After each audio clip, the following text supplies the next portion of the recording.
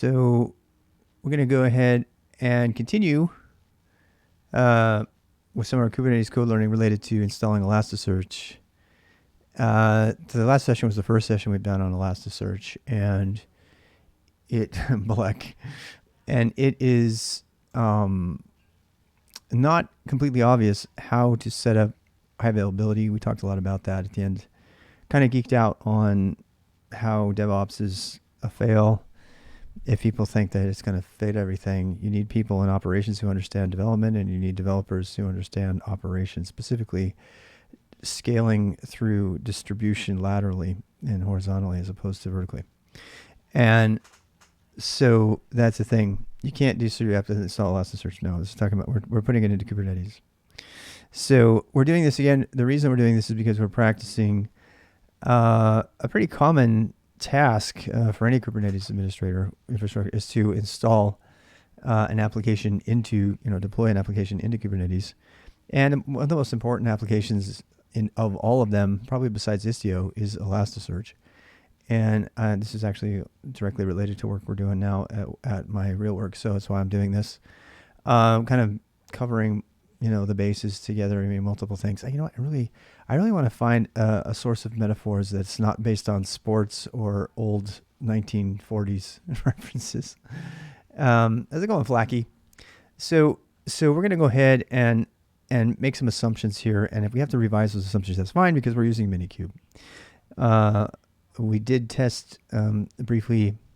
Well, we didn't actually fully test, but we were able to read that Kubernetes and Minikube is a thing that people do, even though I have, some rumors of it that you can't. So we're continuing to test that hypothesis. If you want to follow along in the repo that we'll be creating, it's github.com/Rob Kate's ECK, and I'll be creating a playlist. In fact, let's do it right now. I'll be creating a playlist for all of these. Well, let me upload a video first. I don't have one for today, but after today, there'll be a playlist specifically for installing Kubernetes, Elasticsearch in Kubernetes. This is, again, if you're just the first time you're here, don't expect fast edited solutions that are going to tell you exactly step by step what to do. This is a very, very loosey-goosey, kind of approach to this. This is co-learning. This is me learning about it. I'm not an expert. So if you want an expert to take you through all the steps exactly as they should be, go someplace else. I might end up having something like that by the time we get done, because that's what I'm writing about in the README here, but not now. All right. So in fact, we know already that mini-start p-p ECK is not enough. We read two different things. We're recording a video for YouTube about Kubernetes co-learning right now, Flacky, in case you're wondering. Yeah, it's called co-learning. So we already know that just deploying a Minikube cluster is not enough. If we're going to do HA, we have to have at least 3 workers in which to install it. I don't wish to install Elasticsearch into the control plane, even though it does have a controller, which an operator which installed will run from the control plane, I believe. I'm not sure though. We'll have to look at that. We saw a Minikube idea that said it told how many nodes to use. It said you need to use 2 CPUs and a certain amount of memory. I have a feeling that tutorial, which is listed in the previous video's related section, there's a link there in the show notes. That's what people call. I believe it's irrelevant because we're now using Minikube in Docker, which is now the default driver for Minikube. And if you want to understand Minikube and all that, watch other videos. So I believe that is now dated information. How's it going? Zero Hunster. So we're going to do MK start, and we're going to go ahead and put, I think we're going to say how many nodes we want. I think we want 4 nodes, and I think that's going to be enough for us to proceed. We're going to do 2 types of installation. We're going to do a straight up Elasticsearch from the YAML files installation, and then we're going to do the Helm chart install, which is the one that I really need to focus on, because that's the way everything's getting installed these days. Like it or hate it, Helm is on the certification exam, and it's required learning. So yeah, that's the thing. This is my Minikube start that now gives me 4 nodes, and I'm going to do that right now. In fact, I can split the screen. We can just do it here. Let's do that. So you can kind of see the command that I ran. And actually, I think we have one already So let's see what we have here. MK profile. MK profile list. Yeah, we just have, okay, so we do have an ECK one running, okay. So we can actually change our profile. Actually, that's the one I want to pull down because it only has 3 nodes. And here's the problem. Watch. If I do k get PO or get nodes, k get PO no. There. See, we have these ECK things, but you see this is control plane, and we don't want our Elasticsearch installation to think that it can use the control plane. We don't want to count that as I have a feeling the Elasticsearch will actually reject it because it has a control plane role, and it won't allow it to do it. Which Linux do I use and why? Come back tomorrow. Tomorrow at 11 o'clock is beginner time.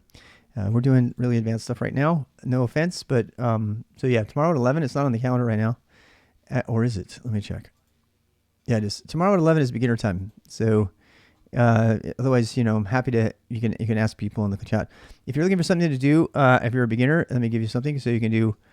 You can go start the Beginner Boost videos. That'll answer all those questions for you, and you can read the About section of my Twitch. And that, if you cover those 2 bases, I think you'll be ready to ask good questions starting tomorrow. Okay, it goes for any other beginners who just happen to be strolling in here at Twitch. This is a dedicated. This is being recorded for YouTube, and this is a dedicated co-learning session. So please be sure to read about the modes on my channel and what the little icon, what the little emojis mean, so you can understand that. All right, so give her Social Security. So as you can see, 3 didn't cut it, right? Because we need 3. We want 3 ECK nodes that are not in the control plane. They're not in the master, and I don't know. I mean, this does say MO2. I wonder if that counts it as a master or not. I need to read about Minikube a little bit. There's no man page, I'm pretty sure, but I'm going to try. Yeah. Minikube. I want to create 3 worker nodes. Here, let me go get a new window. Creating worker nodes in Minikube. You're starting with PHP? Oh, this is way more complicated PHP. Yeah. Because not everybody has man. And Go programs run on Windows and stuff that don't have man. Using multicore clusters in Minikube. I'm going to read about the Minikube multicore stuff for a bit because I want to make sure I get worker nodes and not control plane nodes. I believe that's what we have based on what I saw in the role section, but I just want to prove it. How to start a multi-node cluster on Minikube and deploy it. Nodes 2, we did that. So, I mean, that's it. Looks like that's all there is to it. I give you 2 nodes. Check the status of your nodes. We did that. Deploy your Hello World app. Blah. I think we got it. I just wanted to get that down. Multiple nodes. I don't remember there being multiple node support in Minikube before. I think that was relatively recent. I don't know though. So we're going to actually use this command, Minikube start nodes 4, because we want 3 so we can practice high availability. All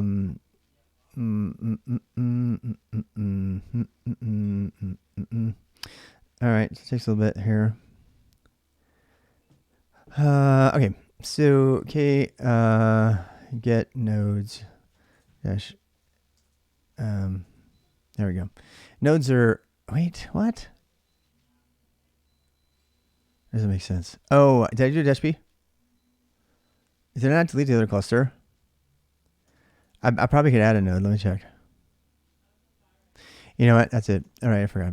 So delete cluster. We're going to delete the whole fucking cluster.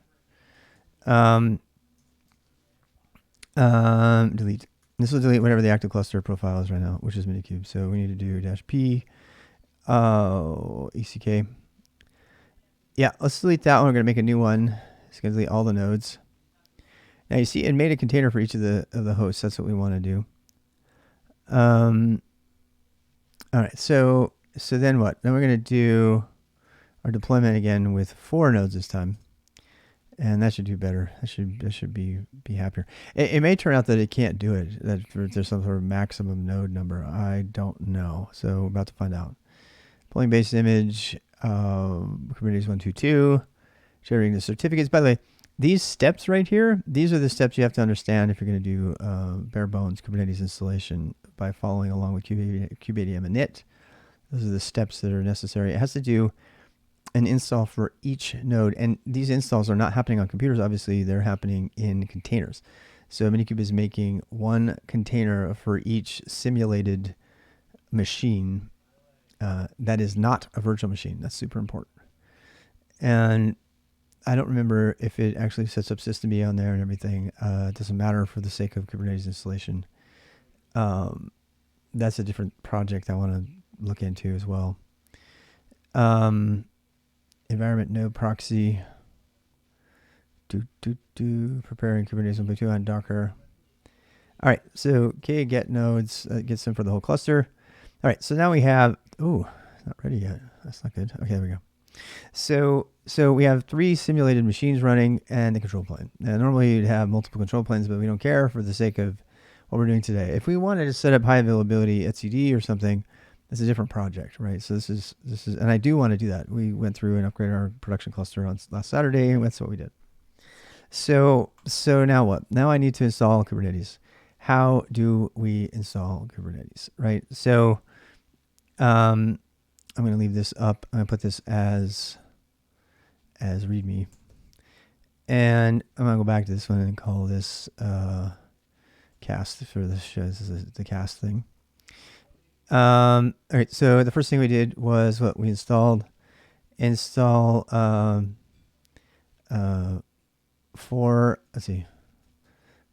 create a 4 node, create a 4 node Minikube cluster, which is what we just did for simulated HA. I don't know. We're going to see whether it picks it up. Now, I happen to think that the next step, based on what we're reading with topology, is that we have to tag some of those nodes as being in different zones, or we're not going to get the simulation that we want. And I don't know how to do it. So we're going to figure, I mean, we read about it, right? Tagging, I mean, it's in my other set. Let me just give me a second. So I think it's in this one. No, that's the one we're doing now. This one. So ZETID this. Yeah, there it is. All the labels and annotations of Taints. Topology Kubernetes iZones. Kubernetes iZones. Yes. That's what we want. Yeah, let's just go with that one. Copy link. I'm kind of not fully terminal today. Oh well. This is described here. Paste. And topology we discovered last session. Topology is a label. Pod topology spread constraints. Any containers, pods, pod topology. Topology where traffic routing with topology keys. Topology where hints. Topology enabling topology where hints. Enabling source topology. All right, this label is used as part of the topology hierarchy. See, blah, blah, blah. Let's go there. So this is actually very useful in reading right here. So yeah, make sure you read it. It's super valuable. And it says here, normally your cloud controller manager is going to set the topology for you based on GCK or whatever. But this will be set only if you're using a cloud provider. However, you should consider setting this on nodes if it makes sense in your topology. So in my case, my Minikube doesn't know better. It's not part of a cloud. So I'm going to attempt to trick Elasticsearch into thinking that my tiny little Minikube is actually on a high availability across 3 zones, massive IT deployment. So that means I'm going to have to trick it, right? So we're gonna actually create some labels in our zone, in our nodes, just for fun. And you know what? If it doesn't work, it doesn't work. So, I mean, but we'll find out. We'll know. And if it doesn't work, we can look through the Elasticsearch source code and see why it didn't. Okay. So So we're gonna simulate. Let's say simulate 3 availability zones. So zones go in regions. By adding the label. It's a label, not an annotation, which is, you say tomato, I say tomato.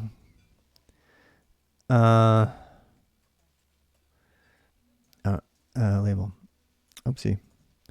All right, so label. How do you spell label? Is that right? I think it is. All right, so I don't know how to do this. We're going to try it right now. I don't work with labels a lot. The reason I'm doing this is because I'm learning. So get nodes. I mean, get nodes. How about just NO? There we go. So we need to label these things. And right now, if you take a look at their labels, edit node ECK M02. So here's what a node resource looks like. It's one of the standard nodes, one of the standard resources. Annotations, crease socket. Oh, this is because it's in Minikube. Minikube added that. Yeah, that's interesting. Interesting, very interesting. So we have label here. We'll have a label here. And I can just go ahead and edit this file and add the label, which is probably just as well. Unless I want to do it to all 3 at the same time, right? So, I mean, I think there's a command to. I mean, you can edit the label by just like editing it like this, and then saving it. But I kind of want to do it from the command line because I want to get good with that. So, I believe there's a way to do that, and I don't know how. So I'm gonna figure out how. We're gonna leave that high availability up for a second. I'd probably label this, yeah. Zone. We'll call it zone. And let's get another one. So label. I should probably just look around. It's gonna take forever to research this. Label Kubernetes node from the command. I think it's just dash label or set or some shit. I feel really bad that I don't know this. Learn label nodes from the Linux handbook. Get nodes, show labels, list, show labels. Yeah, show labels. You can list Kubernetes. Oh, okay, let's try that. Let's try it. Okay. What was it? Get nodes. Okay. Get nodes dash show. I mean, there's so many things, man. Show labels. Oh my God. There's the labels. Big old long ass labels. Yep. I guess it has all of them. It's like all of the labels in one. Actually, let's do JSON output. No? You don't have JSON output? Surely this cannot be options adjustment. How about YAML? No? Fuck. Well, you know, we could do this too. We could do get nodes dash o JSON and send that to JQ and get the meta data. Yep, there's the meta. Oh, that's not it. Thought. Wait, what? Get nodes. Oh, wait. I mean, fuck it. Okay. JQ. I want to go look and see. I mean, if you want to like give precisely to it, I don't really need to, but I'm more about setting labels right now. But I'm having fun. I want to get really good at like looking up stuff. Annotations, labels. If you have version 1, kind node. Wait, what is this? Items? I bet it's items. Wait, bet me. I'll bet you it's items. I bet you the first label is items. Yeah, I think so. I think it is. I think it is. Okay, so. Well, this is more. It is. It's items. Yep. Fuck. Okay. JQ dot items dot metadata. And then we just get labels. I have to make this an array query. And there we go. And then we can dig into this labels. Boom, there's our labels on every node. All right, so we have our host name, etc. Yeah. So, yep. What do we do now? Well, now we're going to do, list notes, node name. If you want to know the details for a specific node, use this. Kubernetes label. Oh, I didn't know about that command. I'm learning all kinds of cool commands. Okay, K labels. What? Nodes. Yeah, that's what I typed. Oh, fine. No, I don't want to label it. I want to look at it. Label nodes list. Fuck. List nodes. Shit. Why not? That apparently doesn't work. All right, nodes, tab, ECK. All right, how about that? Oh, look at that. Label list. Oh, memorizing that. All right, I'm going to put that in my list. Like, yeah, I'm going to put in my notes.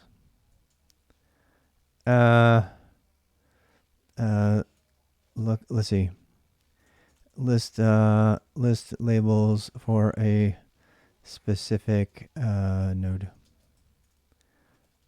So I don't need. I can't put code in here anyway because it's show notes and it doesn't render. So yeah. ECK-M02. Oh, I like that so much better. That's interesting. That's without node discovery. It actually has node feature discovery gives you like CPU type and everything. So we don't do that. It's another project I did already. Installed node feature discovery. It gives you more automatic labels that come by showing you stuff that's, if anybody remembers SNMP back in the day when you could get all the information about a system just from querying it on an open port. That's kind of the same idea. So what are we going to do? We're going to look up, we need to add a label, which I do not know how to do. So nodes label list. Labels are in the form key value pairs. Okay, no shit. Maybe begins letter number, making letters hyphens, dots, and underscores up to 63 characters maximum, including all of your fancy namespace additions. How to assign label to a node. And that's what we want kworker-rj1 node to host all the protection workloads. Okay. Label. Oh, look at that. Label nodes, kworker, the name of the node, and then the tag. Okay. That's all. That's all we have to do. That's all. Yeah. All right. So I actually think I'm going to get this attack. I think we have to do this mk label nodes ECK M02. JQ's easy. I like JQ. Yeah. I still want to learn how to do more precise selects. I've gotten pretty good at it, but not as good as I'd like to be. Top level array JQ 0. Yeah, let's do a 0 or do selects. Yeah, it's kind of like you kind of have to learn SQL query syntax these days if you're doing cloud native. It's hands down the most powerful way. There's like other ways to go template, filters and stuff on the command line from kubectl, but JQ is hands down the most powerful way to do that. I actually think JQ should be mandatory learning for any cloud native person, including like deep levels queries and selects and stuff. Because it's like the SQL for JSON, pretty much. MK label nodes, ECK dash number. Okay, then we have to give it the label. So we're going to call it topology. Topology.kubernetes.io/zone. Zone equals 1. We're going to have zone 1, 2, and 3. The end. I'm not going to make it fancy, man. I'm not going to make it fancy. No, we're going to say zone 2 and 3. We could actually do a for loop here. Should we do that? All right, fine. For I in 2, 2, 2, 4. do this, but I'm gonna put I here. If you want to get fancy, you can. You don't need to. And you know what? I don't even care. I could actually do -1 here if I wanted to. Should we do that? I -1. Should we do that? I wonder if that works. Let's try it. So, oopsie, -1. And then we do done. All right. So that's bash code now. You can bash there. Through the wonder of cutting and pasting, and filters for the win, my friends. 3 down, why. That puts it into my non-text based buffer, which I can now run from the command line with this. Boom. There we go. Didn't work because my for loop wrong. Oh, I didn't put a for loop in it. I did a bin bash in there. Oh. Up. Actually, no. I probably let me see. Yep, there it is. Oh, I had the thing on the bottom. Oh, bad me. I wish I could. You know, I just realized I don't have a way to edit my current buffer. That would be super better than this. Oh, there it is. Temp buff. I mean, it's super simple. You guys should look about this. This is so much better than any fucking buffer strategy that you would use in Vim or Emacs or any of them, because it works for everything because it uses Unix philosophy. All right, enough on that. PPP. Boom. Oh shit. What did I do wrong again? I know it works. It's not my lib is not working. For I in 2 to 4. Oh, I know why. Because it's not on the same line. I need a line continuation. If I'm going to do it this way, harumph.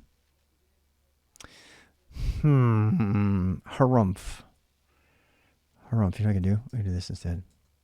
Yeah, let's just make a script. Bin bash. It says huzzah. All right, so now it's an actual script. I shall update the README to comply with my change. Wait, what?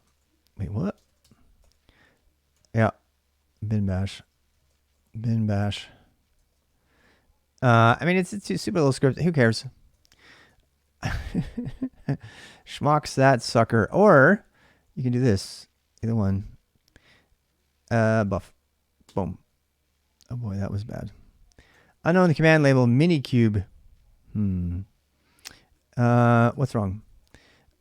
Label nodes topology Minikube. Is it because we're not in the right? Oh, we're not in the right zone. No, we're not in the right profile. See. Yep. We need to do profile and change it to ECK. Yep. Okay. So you got to put that here. Install Kubernetes cluster. MK profile ECK. That will make you running into that at the same time. So yeah. Now my thing should work better, at least. Minikube unknown command label for is it labels? What? Did I do Minikube and not cube control? I'm such an idiot. I did. kubectl, I mean. It's not cube control. I got that stuck in my head and it's wrong. It's kubectl, otherwise known as K. Here we go. Yay, labeled. We have success. This is success. This is what success looks like. So I'm going to put it here. I'm going to put this is what success looks like.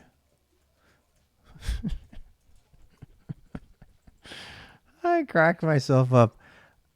I mean, no one else. Whatever. Let's see. All right. This is okay. So we got labels on there. Why do we do that? Because we want to trick Elasticsearch into thinking we have multiple zones. And how do we know that? Because save. How do we know that? Because we just read this thing. Oh, we don't have labels. We don't do that anymore. So we just read. Let's label specific node. Trick. Let's see.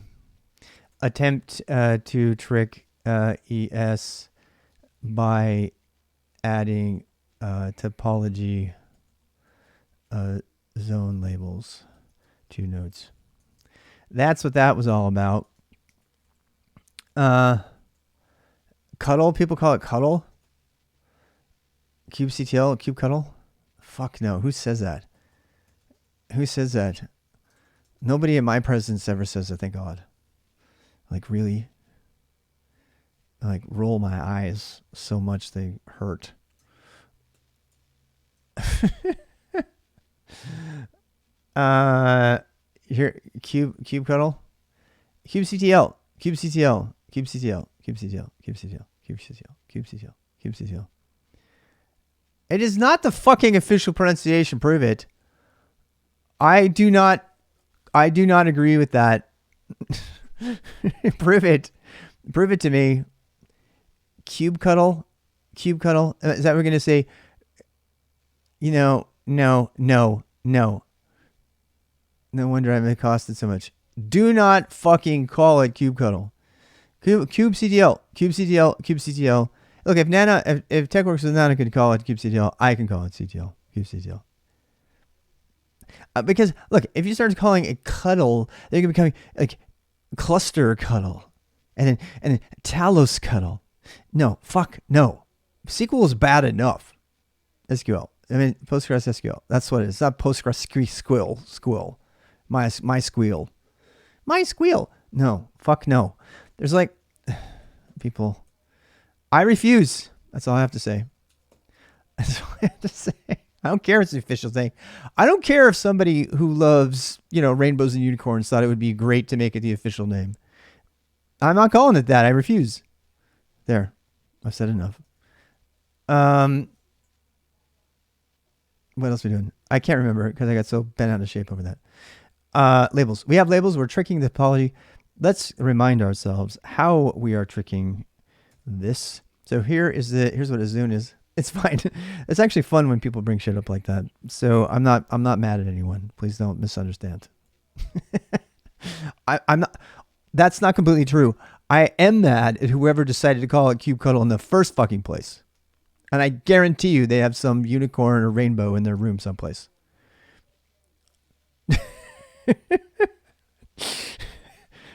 And they're like, this will be fun. Same people who made the Octo Kitty, whatever the fuck that is. Okay, fine. I'm overstepping my bounds. I'm sorry if I have offended you. I mean, there's definitely unicorn lovers and rainbow lovers. And by the way, it has nothing to do with, what the rainbow stands for, whether it be a sign of that there shall be no more destruction of the world or, the sign of tolerance. Both are very important and different interpretations of the rainbow. Just letting you know. Okay, so a zone represents a logical failure domain. See, they've been calling them logical failure domains. I like to call them logical availability domains because that glass is half full. You can call them the same thing. And we talked about that we talked ad nauseum about that last video. So I'm going to talk about it again, mostly. This is the thing I really love about this is when you add a different zone, it actually adds a different persistent volume that's on a separate host, a separate node and everything. Otherwise, you risk having them end up on the same node. And that would really suck if that machine went down, right? And you'd have like two different pods, particularly even your replica. Elasticsearch is supposed to do all this for us magically, but I have a feeling it depends on zones to do it, but it may not. It may not. So we're going to find out. If it dumps all of our stuff into like all the pods into a single node, we get to like complain and go look for the reason it did that, because that's not high availability. That's the opposite of high availability. Zone represents a logical failure. It is common for Kubernetes clusters to span multiple zones for increased availability, yada, yada. All right, so that's why we did this. I still feel like I need to add it to the related section here because we spent a lot of time on it. So let me do that. You can say there. And this actually zooms right into to that sort of stuff. We know how to do our labels. We did that. So actually now we just have to do the install. So we have to decide, are we going to do the Helm install or are we going to do the YAML install? So how are we going to install Elasticsearch and Kubernetes? So we're going to do the search again. How do I install Elasticsearch in Kubernetes? And there's a whole tutorial about how to do this on Helm. I have it in the other video. How to deploy on Kubernetes? Linode. I'm not going to Linode for my stuff. I want to go to Kubernetes. This is the Phoenix. This is the tutorial we read before, which is pretty good, but it uses Helm. Now, at work, we're using Helm, but I want to see what the official... See, getting started with Elasticsearch, Elastic Cloud on Kubernetes deployment. Yeah, this is pretty substantial. It's a blog that came out. When did it come out? 7.5 release. Sure. When did it come out? Adam. I think I know Adam. Maybe not. Even though it's still in alpha, the recent announcement of Elastic Cloud on Kubernetes. Wait. This is an alpha. This blog was written when it was alpha. It is no longer alpha. And I must know why this is a thing. Goddamn. Why don't people put dates on their blogs? I mean, really. That's so horrible. That's so horrible. Put a fucking date on your blog. I mean, seriously. Do I have to say this? There's so many writers. You're such morons at basic level. Watch me find the date. Eat all my words. Which I would. But no. Oh my God. Piece of shit bloggers who don't put dates on your blogs. How the fuck am I supposed... It's a tech blog, too. You mentioned it was alpha, so I have to go guess when it was alpha. I have to go search, like, when was alpha? When was Elasticsearch Cloud and Kubernetes released? So I can say, oh my God. Adam, you failed. I must not know you. If I do, I'm going to give you an earful. Even though it's still in alpha, the recent announcement, it's in the JavaScript. If it is, do not even go there. Elastic Researcher. There is no fucking date on here. Oh man, I would never recover from that.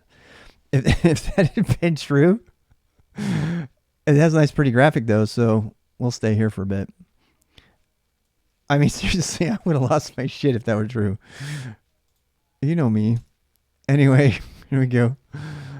I'm trying to stay focused here. All right, so how much time I got? These 2-hour things. Okay, yeah, we got like 90 minutes. Okay, we're good. So deploying ECK into Kubernetes using Minikube or GKA. That's what we're doing. Deploy the Elasticsearch into... What? Wait, I thought that... This is the same fucking step. Oh my God. Hey, Radar. Was there at the top of the page, left side? If there is, I'm telling you, I will eat my words. I see no date. Am I blind? Oh, there it is. I take it all back, Adam. You're a wonderful person and a wonderful, beautiful blogger and human being. Pretend I never said anything. But don't you fucking dare leave the date off of a blog. Because you know better. Because you're not an idiot. We see that now. The 4th of September, 2019. That makes a lot more sense. It makes me also not want to read this at all. All right. Next. See, I will admit when I'm wrong. I was wrong. I was very, very, very wrong. There was a date there. It's just hidden way the fuck up here in a different font, and I couldn't read it. And it didn't. Wait, where is it? Also, you didn't put it by. Okay, I maintained 50% of my rant because it's not by your fucking. Okay, revised rant. Put the date by your fucking name. So that people who are on shitty browsers can actually find it. It's not there. It's JavaScript. Oh my fucking God. Are you kidding me? Please tell me this isn't true. Oh my God. You've got to be kidding me. Oh my God, it's JavaScript generated. Return to original rant. Over times 3,000. Rant times 3,000. You actually put the date behind a JavaScript piece of shit. Welcome to my shit list. You JavaScript dependent piece of shit motherfucker. Oh my God. Okay. Breathe. JavaScript is ruining the world. I swear to God. It's ruining the world. If they would follow the ADI guidelines and links could be happy, and yeah, not to mention the fact this is a fucking blog. Why are you putting the most critical element of your blog, the date or the title, behind JavaScript, you piece of shit? I'm mad. All right, fine. Let's move on. Let's move on. Help me move on. It's exactly what it is. Do you see that? Just a full search on the whole page. Not a single date reference. Period. Inspect element. Date. It's a time. Oh, maybe I'll have to revise that. I take it all back. This isn't JavaScript at all. This isn't JavaScript at all. I take JS fucking X. You and your React blog. No, I'm still ranting. I'm still ranting, but it's back to like 50% rant. You know why? Because this is a date. Oh wait, they invented an element that doesn't exist. Time is not. I have to know this. I'm so sorry for the delay. Time is not an official HTML element. They made a different element, and you can't use custom elements in links. So, oh wait, no, it's not. It's official. It's official. The time HTML element is specific of time. It may include. That just means links is out of date. That means that's links' problem, and I owe everybody a huge apology. That is not JavaScript. That is links not supporting the time element. But now we know. In fact, I'm gonna make a big old blog about this. And just bear with me, please. Please. If I don't do this, I will inadvertently yell at someone later. So create the time. Links does follow ADA standards. The problem with links is that it actually, we should try it with W3S. I bet it supports it. The time element is not supported in links. All right. So I yelled a lot about a blog not having a date, thinking it was behind JavaScript, and it turned out to be the web author was properly using the time semantic element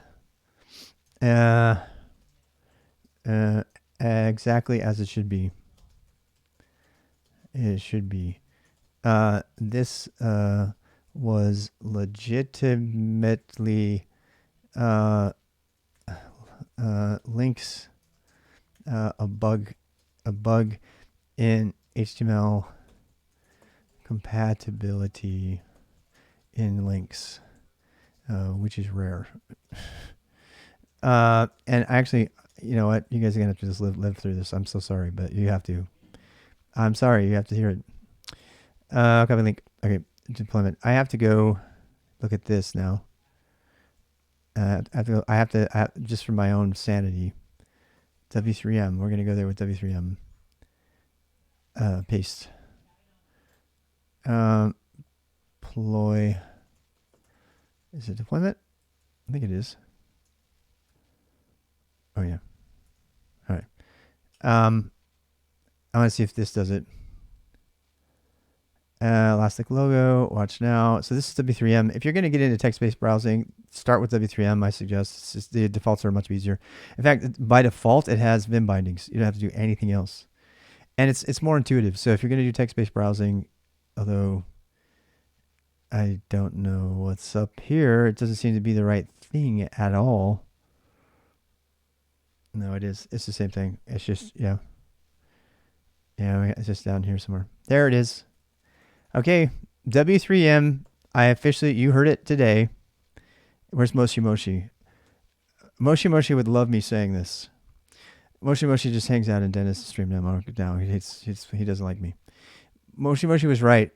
So W3M is, according to the HTML standard, W3M is a superior and more compliant text-based web browser than links, even though I fucking hate the formatting.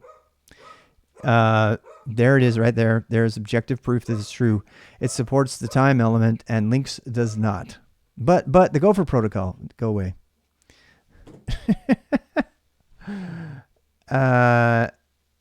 You got it wrong. That's not the canonical pronunciation. Thank God. we're going back to the cube cuddle. Fuck, who says that? So there you go. There you go. There you have it. Inquiring minds want to know, or actually maybe they don't. Doesn't care, which is rare. By the way, W3M gets this correct, meaning that W3M is more compliant and more standards compliant. This is hard to say because Lynx makes a big deal about being standards compliant. Maybe it's because I have an old version of Lynx. That might also be.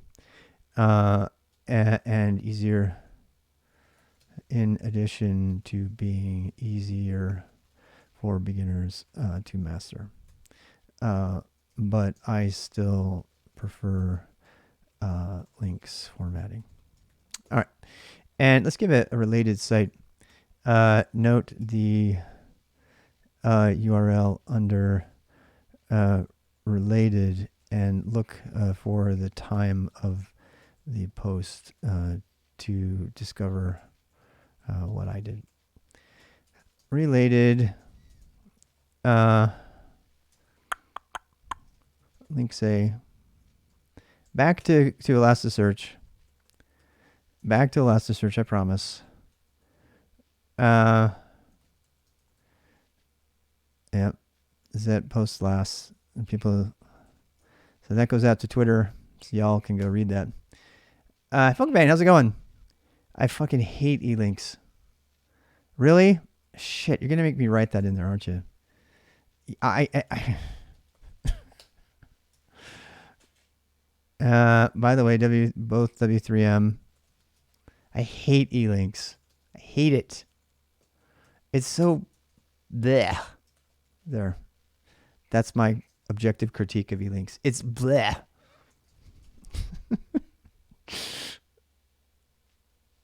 They share the same code base? They do not. It got cleaned up like big time. It is not the same because I can't do all my same mappings with it. If you can prove me wrong on that, Funkmade, I would love to be wrong on that. I would seriously love to be wrong on that because then I could move forward with a compliant browser. It troubles me that Lynx is not going to show me stuff that it should. It's either because it's out of date or because, get wrecked. Oh my God. Alaskan researcher. People love piling on when I get something wrong. Dog pile on the streamer. It's not just me. I've seen that happen to so many other streamers. See, I was right. And I'm like, oh, fine.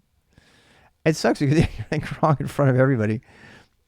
But I own my mistakes. This is one of the things about me. And that wasn't even a mistake. That was just lack of information. So there. Back to the topic at hand. All right. So install Elasticsearch Colearning. We did that. We got the zones going on.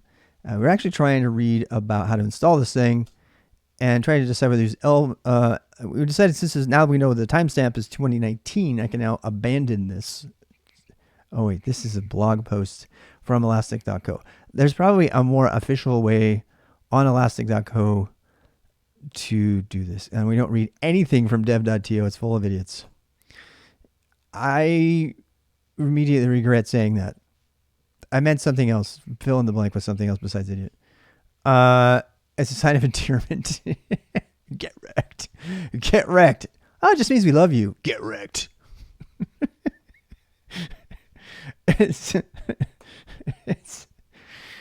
nerdy tech talk, Gen X talk for we love you.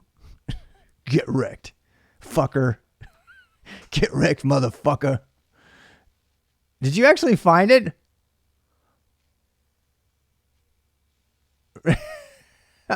Did you actually find Moshi probably love that shit. There it is. Okay. W3M, you heard it today. Where's Moshi Moshi? Moshi Moshi would love me saying this. Moshi Moshi just hangs out in Dennis' stream. He doesn't like me. Moshi Moshi was right. So W3M is according to the HTML standard, W3M is a superior and more compliant text-based web browser than Links, even though I fucking hate the formatting. There it is right there. There's objective proof that it's true. It supports the time element, and Links does not. But the Gopher protocol, go away.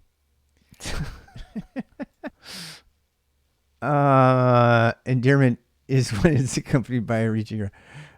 Oh, God. I can't repeat that. This is being recorded for time and all eternity on YouTube.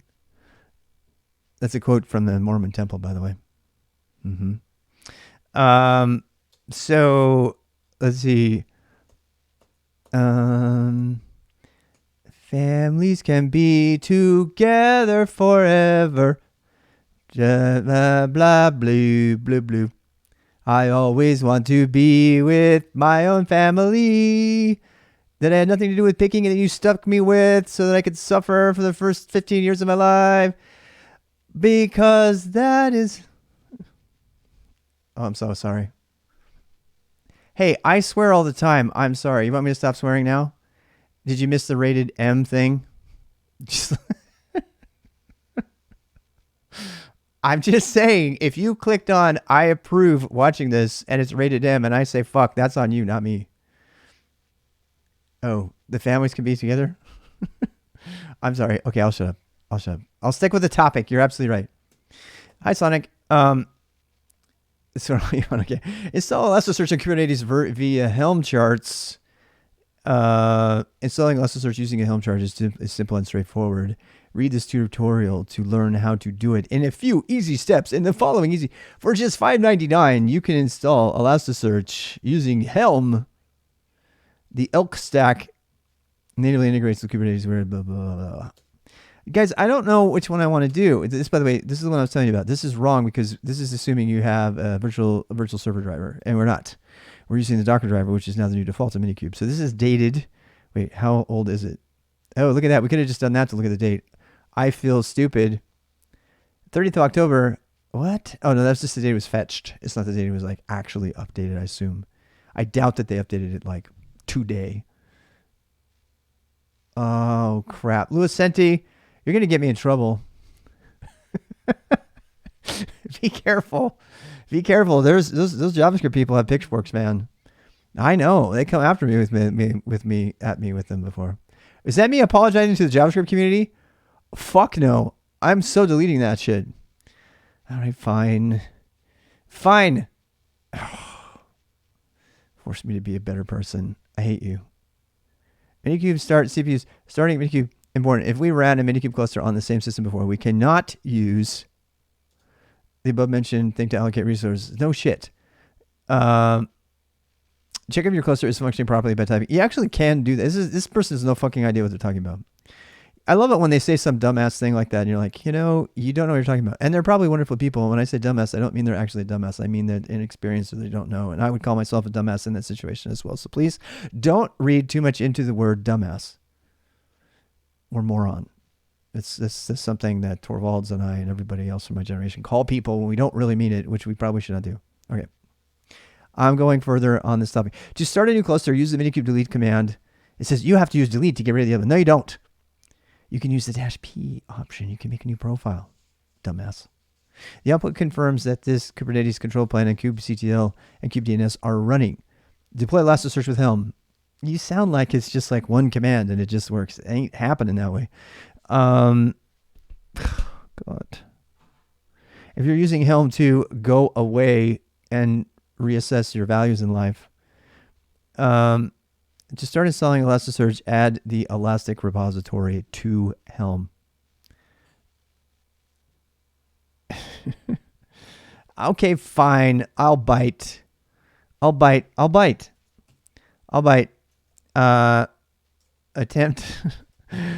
to install with Helm. And now, frankly, this is the right way to do it. I just fucking hate Helm, but whatever. We're doing it with Helm at work, and I have to know Helm for the certification. So there you go. I'm going to do it that way. This is no longer Zone, though. What is this called now? What do we call this? It's not fucking Instagram, Mr. I don't know how to set my HTML title. God damn. Web developers, web developers, web developers, web developers. Developers, developers, Develop- developers, developers, web, developers, web, developers, web, developers, web, developers, web, developers, web, web, developers, web, developers, developers, web, developers, web, web, developers, developers, developers, developers, developers, web. Okay, that's too much.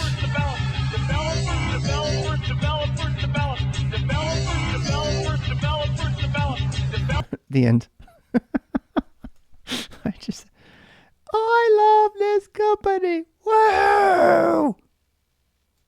Where's the cocaine? Oh, yeah, baby. Being CEO is awesome. I dropped out of Harvard. Yeah!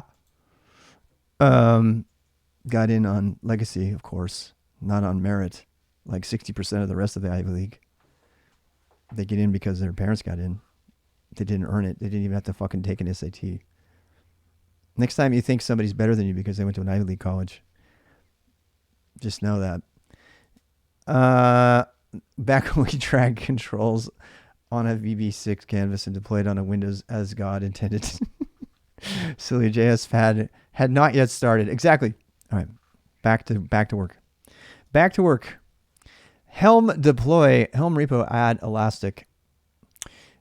Now, there's really no rules about what you name your Helm repository, and this can get interesting if you're actually sharing a Helm repository with the rest of your team.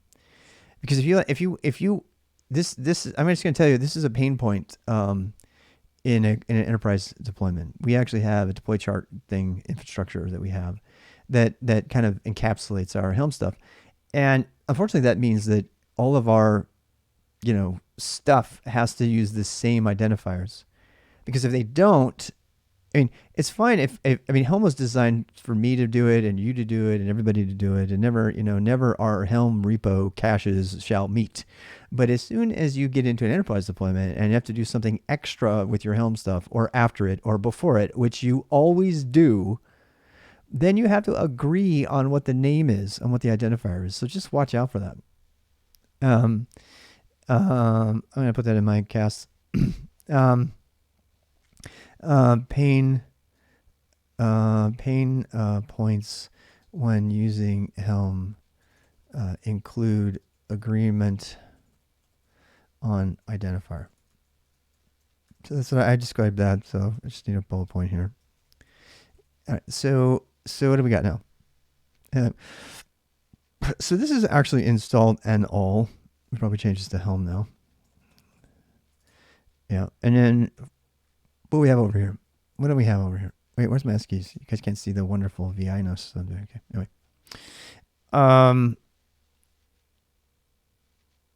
Now we can download the values file and change it. You watch so much your alma mater destroy our rival school. Go Gators! I'm happy for you. I'm happy for you. I thought about going to the high school football game the other night, IRL, with my new GoPro, but I don't have the GoPro yet. I'll have that like tomorrow, 2 days. I can't wait to do that. That's gonna be fun. All right, I'm getting distracted. This means I probably put too much time in today. Helm repo add Elastic, blah, blah, blah, blah, blah. So I have to remember my Helm commands. God knows I don't remember them. Helm list. Uh-oh. Helm show. How about that? Ooh. No, that's interesting. I don't know the Helm commands. I haven't memorized. I should. I started ENV. Wow, that's fancy. That's fancy. I'm just playing around. Man Helm? No, you only wanted to. It's a Cobra app. All right. Helm tab. Helm tab. Uninstall verify version templates. What is my version? 3 point whatever. It better be. Yep. No tiller for you. Helm package actually makes one. History. Oh, this is cool. Oh, that's right. Because you can like roll shit back. Yep. You're supposed to be able to, though. It doesn't ever work that way.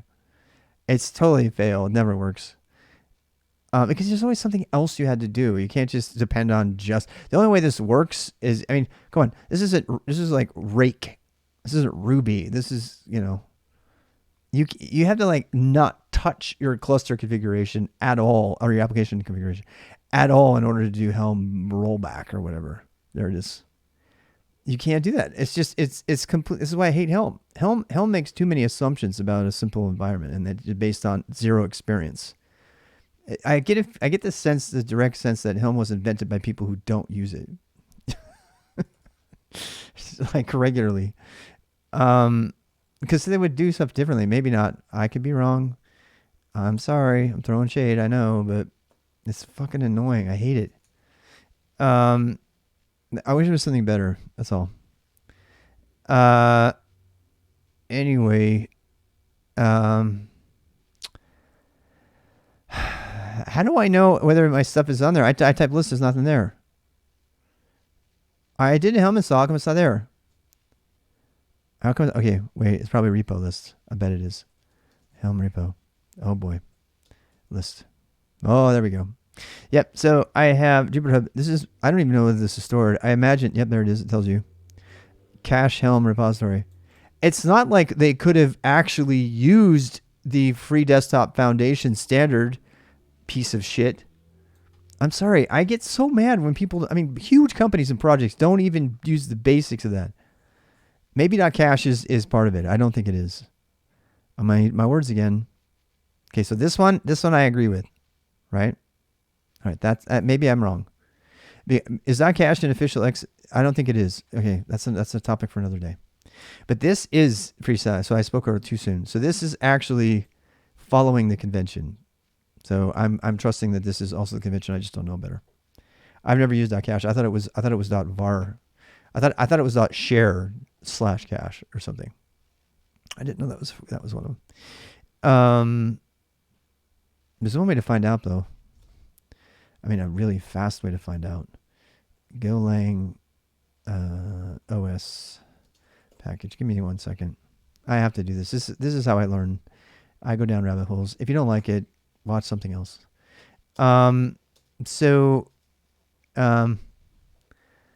Yeah, but see, nobody uses this, by the way. They use the wrong one. So OS has an official user dot something to look up the user home directory.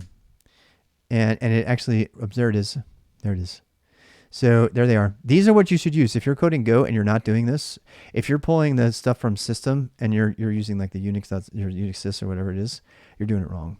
This is the proper way to look up the place to store these things. So home, config, and cache. And I have a feeling I'm going to get schooled right here. The cache is actually .cache.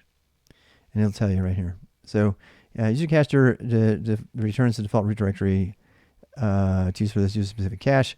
Users should create their own application-specific subdirectory within this one and use that. On Unix systems, it returns xtg cache home as specified by blah. Yeah, I'm wrong. All right, I learned something today. I jumped the gun. I assumed the worst, and then I saw the home thing, and I'm like, wait a second, they're doing .config properly. So .cache might be right. Maybe I'm wrong. And I figured it out. I learned something. That's the nature of learning, is realizing that you were really, really passionately wrong. So yeah, I was wrong. So it is. So .cache is an official directory. I learned something today. So .cache, .config, and it's .var. This is the one I can never remember. Yeah. Config is, wait, what is it? It's .config, really? Oh, no. That one I knew. There's another one. There's a share one, and they don't have a Go equivalent for it.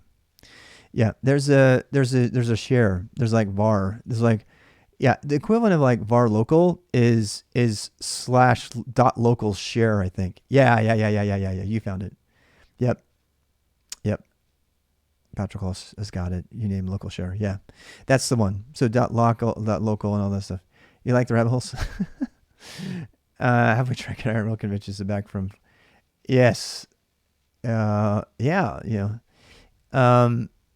So yeah. So this is, if you're coding Go, make sure you know about the OS package, and don't use IOUtil. IOUtil is deprecated. There's thousands and thousands of tutorials / quote whatever that use it. Don't. It's deprecated. Don't ever use it again. You should probably migrate off of it. IOUtil is no longer a package. Go check it out. All right. So we got Helm. And what? So I was actually just experimenting with Helm.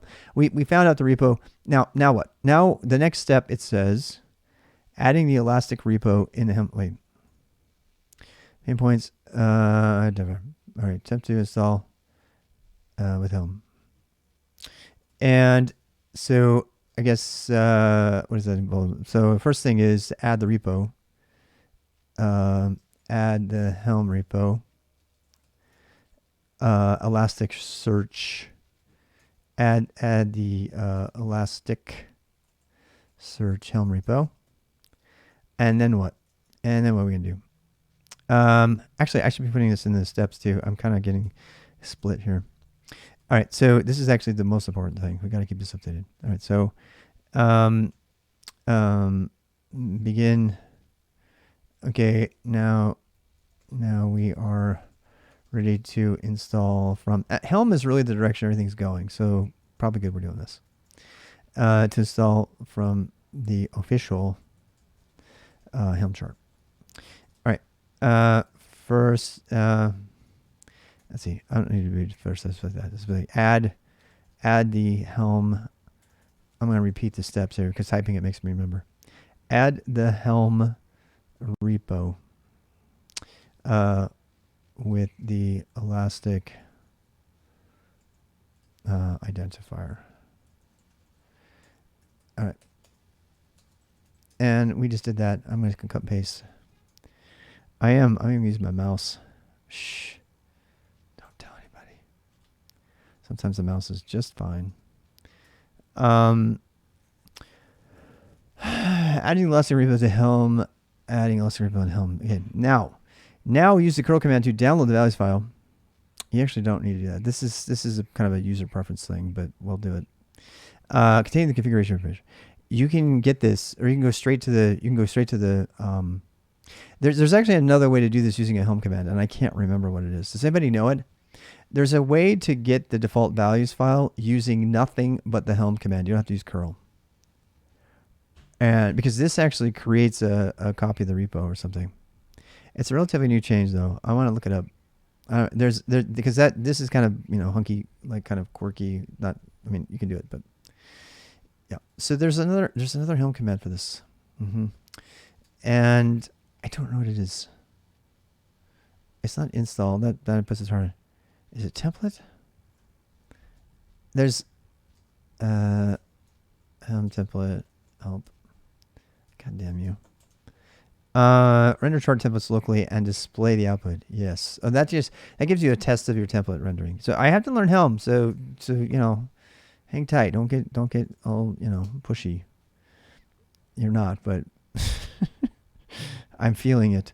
Completion create dependency. There is definitely a Helm command that's faster than pulling down the YAML, the values chart, the values file. There is definitely a way to do this. And by the way, this is way you have to build, a thing. Oh no. I think it's dry run. Or am I confusing it with kind? I think I'm confusing with kind. Kind has dry run, right? Fuck. What? Wait, what? Oh, chart. Okay, so you want the name? Helm template. I don't know what the name is. We need the chart name and then the flags. What's the name? I don't know. Elastic? And no completion here. Failed to download Elastic running Helm repo update. Ooh. Let's do that. Helm repo update. Okie dokie. Okie dokie. Helm repo update. Is it Helm lent? I can't remember. There's one. I might be confusing kind, but there's definitely a way to get the default values file without curling the fucker down. I know there is. I just have to remember it. So I think it's dry run. I want to say it's dry run, but I might be confusing it with kind. In fact, I think I'm confusing it with kind. Kind has a thing that will generate an initial kind file for you with all the default values. And I want to say that Helm has the same thing, but it might not. Personally, I think it's good practice to duplicate to git pull a full copy of the Helm chart that you're using. And that's what we use in our enterprise, because it just, in kind of a vendor way, right? Maybe make sure you store that away. Because if you don't do that, you're like risking having a change over time, etc. Because this is a repo and all, but this is not a repo, by the way. This is not a Git repo. That's actually kind of annoying. This is not a Git repo. It's pretty common practice. Watch. It's pretty common practice to make the Helm repo a GitHub Pages thing. And it just includes a ton of files that are in a specific format so that they get pulled down by the Helm command. But it is not a repo. They could have picked a better name for that. I mean, it is a repo, but it's not a repo in the sense of this, right? And this kind of tells you, right? Because this says GitHub user content. So this is pulling the exact values file out. What page are we on anyway? Why is it saying Minikube? This doesn't make any sense. Why would I deploy a Minikube values file? Helm charts master Elasticsearch examples. Minikube. But I don't want a Minikube example. I want to simulate my actual environment. I don't know, man. I don't know, man. Man is not a literal word. I mean, not when I say it anyway. Fuck you. Okay, fine. Fine. I will do a proper... Yeah, I'm going to do proper cut and paste. I think this will actually get the whole line. Maybe not. Let's try. Yep, it did. No, it didn't. This file directory... There are problems to having, terminals. I'm not going to deny it. That was one of them. All right, so now we have our values file. I mean, this just feels dirty. I feel like I'm cheating in a big way. Why do we have Java? Oh, because Elasticsearch is Java. Shoot me now. Shoot me now. Oh, I've lost all respect for Elasticsearch. I've lost all respect for Elasticsearch. Somebody remake it and make a better one and go. Please, I beg you. I beg you.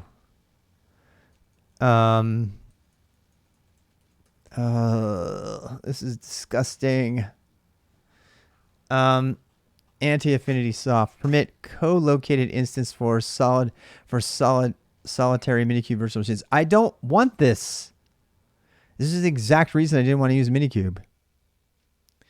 All right, so clearly we need to go to Elastic Helm charts. I'm gonna get it right now. As I said, I think it just serves you better to git pull the whole fucking repo and go from there. All right, so let's go back here. We're going to do CD, RBX Rob. No, that's not right. What are we doing? Make dir. We probably already have one. Elastic. You found it. Speaking of rewriting, the right people already thought about rewriting Elasticsearch in Rust. Oh my god, who's doing this? I mean, if I would take Rust over Java any day. That says a lot, because it'd be a single compiled binary and we'd be done. We'd have from scratch containers and shit.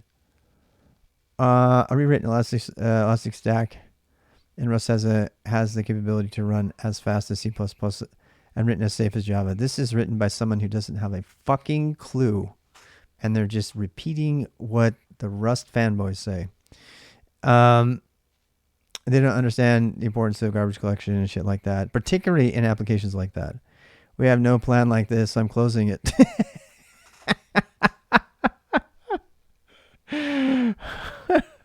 RIIR, rewrite it all in Rust. This just warms my heart. Who are you? Who are you? You're my new hero today. The dude, David Pilato, you're my hero for today.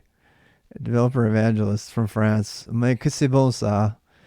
Mais c'est même plus bon que c'est un Français qui l'a dit. Do you mind if I close this now? Do you silly rust pig dog. I fart in your general direction and close your ticket. Oh, that made my day. That made my day. Thank you for that, Lucinti.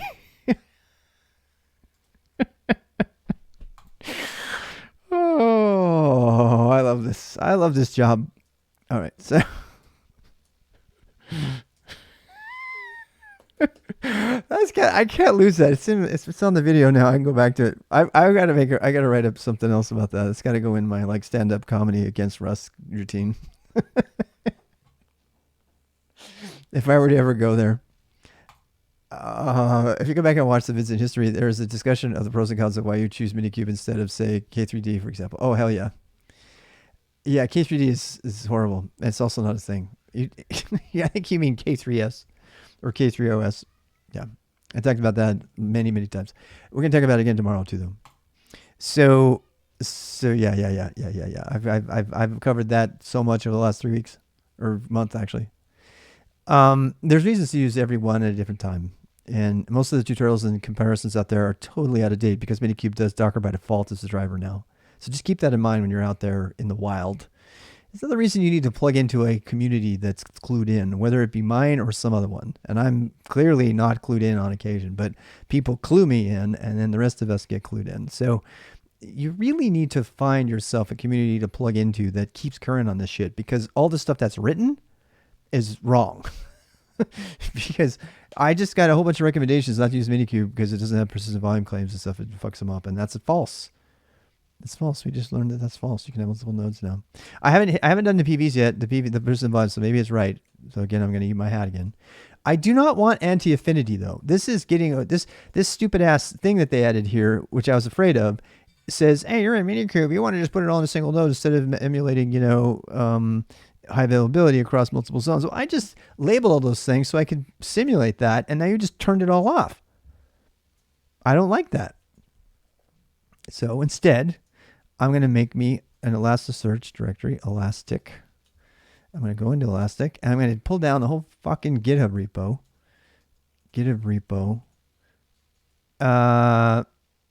I can't remember. What's it called? What's it called? Oh, there it is. Something like this. Here we go. There it is. All right. So not you. I want you. No, you.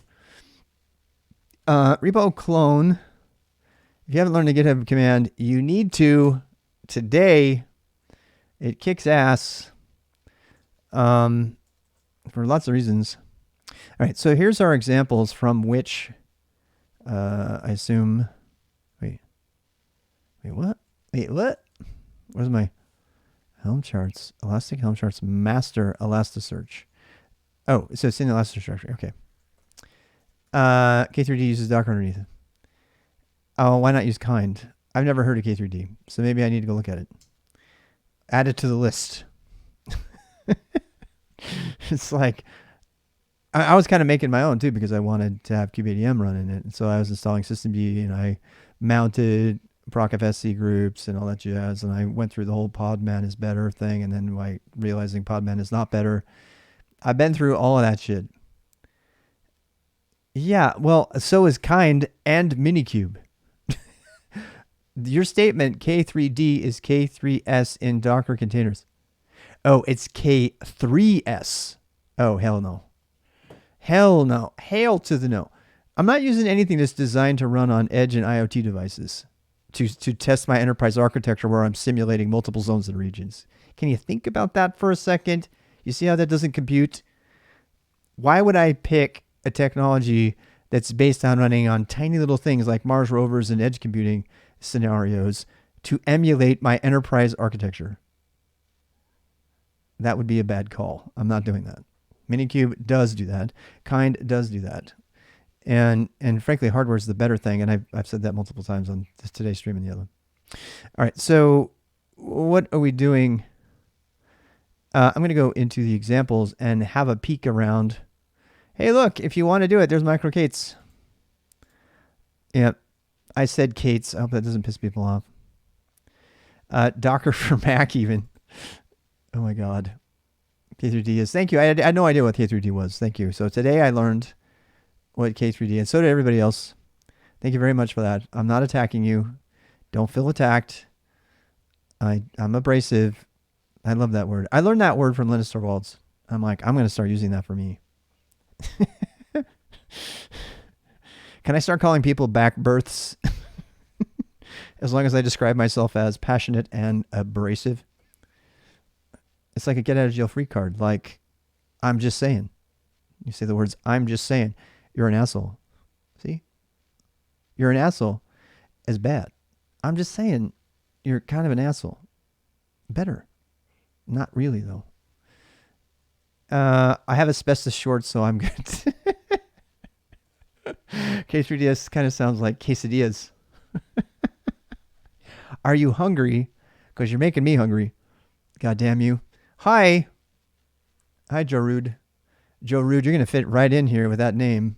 I'm just saying. Hey, Henry. Hey, good to see you, man. Abrasive is good for healthy exfoliation. I'm going to exfoliate the shit out of y'all. That skin on you is going to be glowing. Yeah. Those cosmetic streamers are going to have nothing on you after this. Maybe I need to change my topic to beauty and whatever the fuck. Did you see that category? There's an entire category of people putting makeup on. Yeah, that's all it is. It's just people putting makeup on and brushing their teeth and like doing shit. It's crazy. I'm so fascinated. I can't look away. Twitch is like late night television times 1,000. Like you can't look away. You're just like clicking around. Like I should really just go to sleep right now, and you just can't stop clicking the channel. There's so much crazy ass shit on Twitch. Okay, never mind. I'm supposed to be focusing here. We're moving away from full blown OS, and Kate's host just for the fact that if we use a microkernel, we don't have to deal with complying with sec requirements spec because I take it a microkernel. You're talking about then you want to look at Talos. You can't install security malware on it. All the things you just said, Porsche, are the exact reason that Sidero Talos, the ephemeral operating system, was created. And that is 100% compliant at every level. Plus, it's 100% fully compatible Kubernetes thing. So people that put in K3S on stuff, I can't put K3S on a system with GPU. I can't put Talos on a thing with GPU either because they don't have drivers for it yet. But that's where it's headed. If you're looking at K3S as a method of like, you know, decreasing your attack vector footprint and all that shit, then your head's in the right place, and I'm totally on board with you. If you're trying to do that, that's totally cool. But I don't see how K3S is going to pull it off in our high performance machine learning cluster. It's just you know, it's like crossing the streams. I just don't see how it works. Rancher OS isn't a thing anymore, right? Yeah. Well, Rancher was never ephemeral, so it's a totally different thing. It's probably inspired by it, but it's not a thing. There is no socket to connect to. There's TLS, MTLS, and gRPC. That's it. You have to use Talos CTL or Cuddle, whatever you guys are calling it. They're doing it a long time ago. They've been doing stuff like it a long time ago, but nothing like this. Yeah. Rancher was definitely very, very much closer to it. I agree. Yeah, they have K3S and K3OS. Absolutely. Mm-hmm. Yep, I'm interested in that too. I'm interested in it too, but on their own site, they say that this is not for enterprise Kubernetes deployment. They tell you straight up that's not what it's for. It's designed to run on things that have a small footprint with a small OS. You know, it's good for Raspberry Pi and things like that.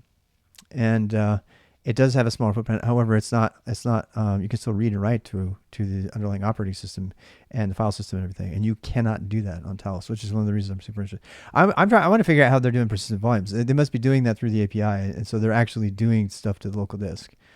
But that's another day. We're gonna do that another day. I keep talking about it because I'm super interested to see how they do it. Use K3S for your home lab. Yeah, a lot of people do. I will never do that. You're testing Talos with a possible migrating Talos. I'm actually going to run K3. So this is what I decided recently. I actually, like two videos ago, I spec'd out what I'm going to do in my hardware. I'm going to start doing the IRL. My camera comes tomorrow and you'll see me putting OSs on stuff. I'm going to put rather than have like you know, a homogeneous kind of set of OSs on my whole cluster, I'm going to put the opposite. I'm going to put every fucking OS I can think of on every device so they can test them all out at home. And that includes installing K3OS. So I'll be doing that with you, and we can play with that. I'm not going to do micro K3s though. I'm going to do like a full, you know, I'm actually going to do HA. I may even simulate zones in my IKEA wood rack. So forthcoming microchroma from Susie Rancher Company. Yeah, I'm looking forward to that too. They're all trying to do this. Is the whole Kubernetes on metal that's coming. They're getting pretty damn close. Yeah, the ones that remove the hypervisor completely are going to be the ones that are going to be most interesting to me because it's just wasteful. I think hypervisor is wasteful in a Kubernetes environment. You don't need a hypervisor on an OS for Kubernetes, period. People do it for, you know, arguably good reasons, but I think that's the future. Home clusters. Yes, I'm going to have 2 clusters at home.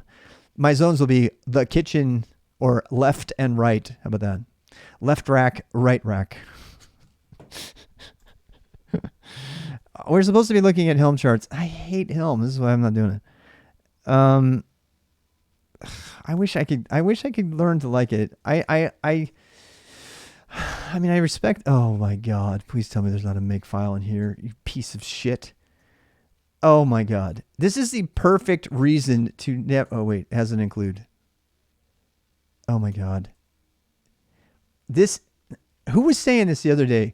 There's nothing that says I'm a moron more than a project that has a make file with no time-based dependencies or build-based dependencies. IKEA racks are great, aren't they? This is an example. People have been wondering why I hate on make so much. This is exactly the reason. What the fuck are you doing here? Why don't you just make a bash shell with a function? Dude, this is just another reason for me to put in my bailiwick of things. I need to start listing them all of why I think the Helm project is full of morons. I'm sorry. I have such a hard time with this shit. Anybody who uses make just cuz, and when a shell script would have been totally fine. All right, let me make sure I'm right here. Install release ... So let's see if there's any dependencies going on here. Maybe they did it for all the right reasons, and I'll just shut the fuck up again as usual. Yep. All right, so they're okay. All right. There's evidence that they're doing it the right way. Thank God. Nope. Oh my God. I'm gonna rip this shit. I am, if this is wrong. Build phony. Ugh. I hate make files that are unnecessary. Deps. Phony deps. See that? They had to put phony deps in because they're just writing fucking functions. Stop using phony and just write it in bash and write a function, you pieces of shit. Oh my God. This is so fucking bad. I have no way to even deal. All right, deps, lint, template, pytest. I'm still looking for dependencies to make myself wrong here. This entire thing could have been written with a function. Helm template render chart renders. They didn't want to do it because they just want to use the make command instead of having build run the build command up above. They don't have any. Am I missing something? No, they don't. They don't need it. People, when you do this, every single line of the make file is a separate subshell. Oh my God. This is so bad. They think they're all that because they use the make file, but they have no fucking idea how to use make. Oh my God. There's not a single dependency in there. There is not a single dependency on anything else in there. It's just a way to organize the functions being called. Promise me you'll never write code like this. Promise me. I am trying really hard to be wrong here. Look at they're building Elasticsearch. They're just using make as a big fancy ass dumbass reason to do shell functions tests. Okay, so they group their tests together on one line instead of calling a function that has them all. Because guess what? They're like, these don't have any time dependencies in them. This just says make sure and run me. That's all it does. So, oh my God, this is so bad. This is so fucking bad. I cannot wait to use this as my example of how idiots use make. I love it because now I have an actual really solid example of how not to write make files. This is as solid example. So far I haven't found a single legitimate reason to use make in this whole entire project. And it just confirms my thoughts on Helm. It's an idiotic project that needs to go away. It's just so stupid. Oh. I'm sorry, guys. I've got to look at this. I have to see. Look at that. Not a single fucking dependency. Just a bunch of phony rules. And the whole fucking thing. Dennis would be having a heyday with this shit. It's like, this isn't C, people. With dynamically linked dependencies. Look at that. I mean, even Jenny would agree with me. You know, our resident Ruby and PHP programmer who uses make for all the right reasons. She would be here yelling just as loud if she were here. She's not here today, but she would be like, seriously, this is a fucking shell script. Just write it as a shell script. You clueless morons. Oh my God. I mean, come on. I am really going the distance here to try to give them the benefit of the doubt. I've looked through every fucking file, and there is not a single time-based dependency.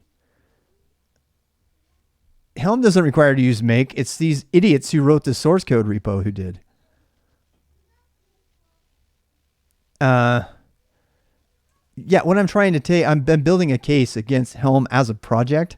There's a bunch of really fucking stupid design decisions in the project itself, in the code base, that are all over the place. And I've run out of room. I got to start making a list now because there's just so many stupid ass decisions in here. I can't stand it. All right, fine. Back to what I was here for. I have to use it, unfortunately. So this is what happens when you look through the source code. You can figure out, this is actually, this is kind of a side. It was definitely a rant and a rabbit hole, but I'm going to tell you something. You learn to read shell and to read code. And if you're going to become an architect or an operations person, a CTO or something like that, before you make a decision about whether you should deploy $1 million deployment and buy, 2 or 3 dozen A100s or 5, V100s for 6,500 and deploy an application on that based on that because it requires it, look through the fucking code base and have somebody who has the skills to evaluate code decide if that project has longevity or massive technical debt, because it's going to be your ass on the line who's going to have to pay to support it over time. And when they all of a sudden come up to their senses and go, Tiller was a fucking horribly stupid, insecure, kindergarten fucking IT mistake, and they go, oh shit, we're sorry, we don't have Tiller anymore, now we have Helm, and the entire fucking IT industry in Cloud Native has to pull their Tiller thing and get rid of it and rip it the fuck out of every pod and every deployment that was everything, because I had to do that shit. And as soon as you have to do that, and you might question yourself, should I be putting my entire enterprise on this project? And Helm is shit. The project has been shit since I started monitoring it. It's absolutely horrible. The fact that it got added officially to we're being forced to do it now for Kubernetes certification just scares the hell out of me. And it's got so many horrible design decisions in it. And that's just one of them. So I'm gonna stop yelling now. But to the people who actually care, who pay the money out there, or the people who are going to have to make SME technical decisions because you're the pocket, you're the pocket engineer for the manager who has to make the decisions, or the the project manager. Make sure you know how to read code, because you can go through and read this code, and I can tell you right now, these developers have no fucking idea what they're doing. And by knowing that about the project, you can now make a more informed decision about whether you're going to pursue that technology. And you can't make that decision unless you can read the code. Otherwise, you get a bunch of bullshit and smoke screens from people who say how awesome it is, who give talks and keynotes and shit inside of conferences. And you'll sit there and listen to them from their high towers talking about how awesome everything is, when actually they have no fucking clue about what's actually happening in the code. But you do, because you're able to look at the code. All right, I'm done. All right. So, I almost didn't recover from that one. The Helm is horribly designed. There's like at every turn, it's horribly designed. there's whatever.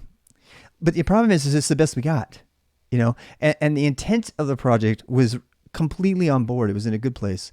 And even the people who participated in the project, some of them, I'm not going to name them by names, they're actively looking for ways to replace it. They know this is a problem. And the people who actually get how bad Helm is, they're starting to deploy applications using operators, using the operator model. And Red Hat's putting all of their effort and everything behind the operator package. There's two incubated projects that are coming up. They're going to compete against Helm, thank God. And the Postgres has one, Ray has one. They make operators, they deploy operators, but they put stress on etcd, I understand, blah, blah, blah. But there's a lot of other better ways to do this than Helm. And the problem is that Helm is the standard way to do it right now, and I can't get away from it. That's why I'm complaining.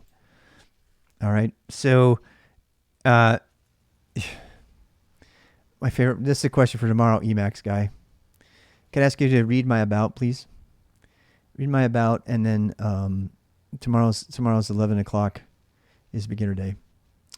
And my favorite programming language is whatever gets me to the finish line fastest, depending on the task.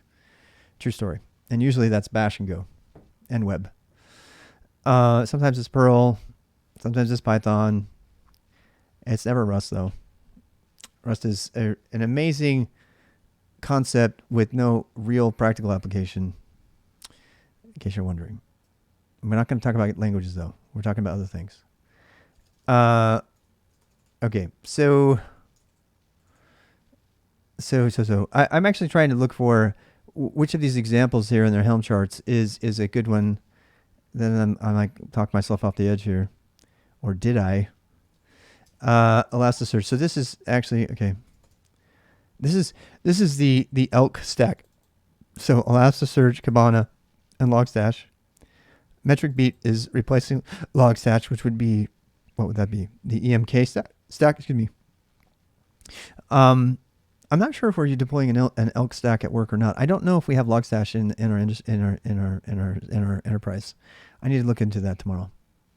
Yeah, if you guys are here for beginner stuff, come back during beginner time. Yeah, and it's on the calendar. It's on the schedule. Yep. There's a Google Calendar you can follow. I don't do the Twitch calendar is busted. The Twitch schedule thing doesn't work, so I use the Google extension. And you can actually, if the link to the Google chart is in my about. You click on that, it'll tell you when I'm going to be. So beginner time is 11 to 12ish every Sunday. Any other time though, you're welcome to ask a question. I just like right now I'm recording a video for YouTube, despite the rant. So anyway, CD and Elasticsearch. And I'm never going to be friends with anybody because I'm too outspoken. This has been the problem of my career my whole life. Is I just call it like I see it, and people don't like that, man. They don't like it when you sugarcoat it, or they don't like it because it offends them because they made it, or it has nothing to do with them. It has to do with the technology. I don't care who made it. I don't care. God knows I've had how many fucking idiotic ideas have I already had today. And I've had to own it and say that was an idiotic idea. I'm not an idiot. I had an idiotic idea. Boom. That's all. Hey, Bulls. Bulverstadt. How's it going? So anyway, we're trying to get Elasticsearch deployed. We're looking at a number of example YAML files that can be pulled down as is. These are Helm chart value files, by the way, not to be confused. Oh, you found it. Thanks, Lucenti. I'm pretty good. I'm just recovering from some rants. Roles, master data content, data hot warm. Ooh. Will be applied to this node group. Oh, see this is interesting. This is interesting. Wait, that's not examples? Oh, that's the base chart.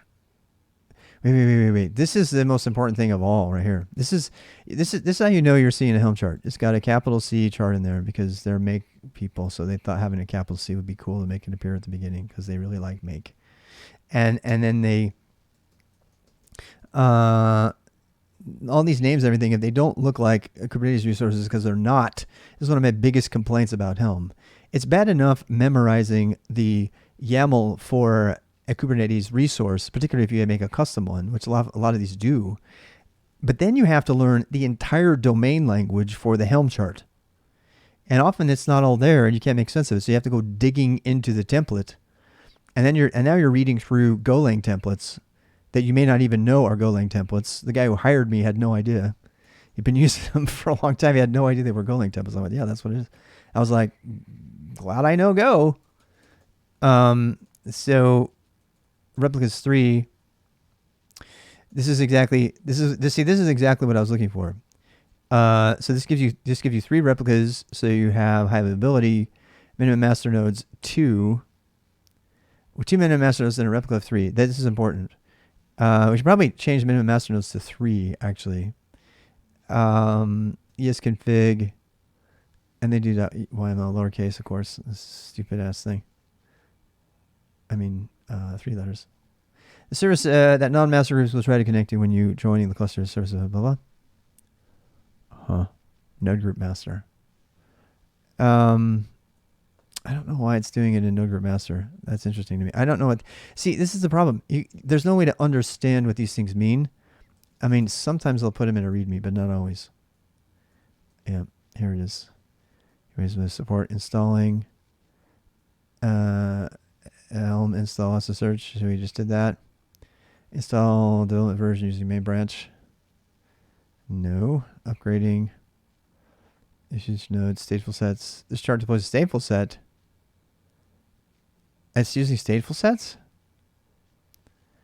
And by default, we'll do an automated rolling update for your cluster. StatefulSets are pretty intense. I need to get my head around them. They're used by database-like things. This might be actually where the pod to PV is coming in. I think a stateful set comes with PV, but I don't know. Does anybody else know? Persistent volume stuff. Parameters, affinity. Oh, and this is all of the stuff. Yeah. I mean, I could do this.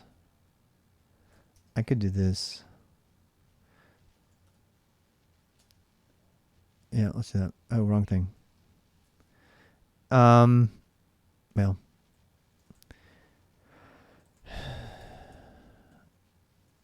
What are you talking about? Links, index, .html. All right. So, oh boy. I got that wrong. Pandoc readme dash standalone dash out index.html links index.html. All right, there we go. Here's my Helm chart. Config to as opposed to Elasticsearch. I don't have a choice. Yeah, we definitely need Elasticsearch. We're losing Elasticsearch in Kubernetes specifically. I get the impression you were talking about Kafka, like just in a cloud, but not in a Kubernetes environment. STS for data is for databases and other stateful apps. Yep. Basically one write pod and synchronized read pods. Yes. But do those pods have Melissa, do you know if those pods come with storage class by default? Do they come with storage for free?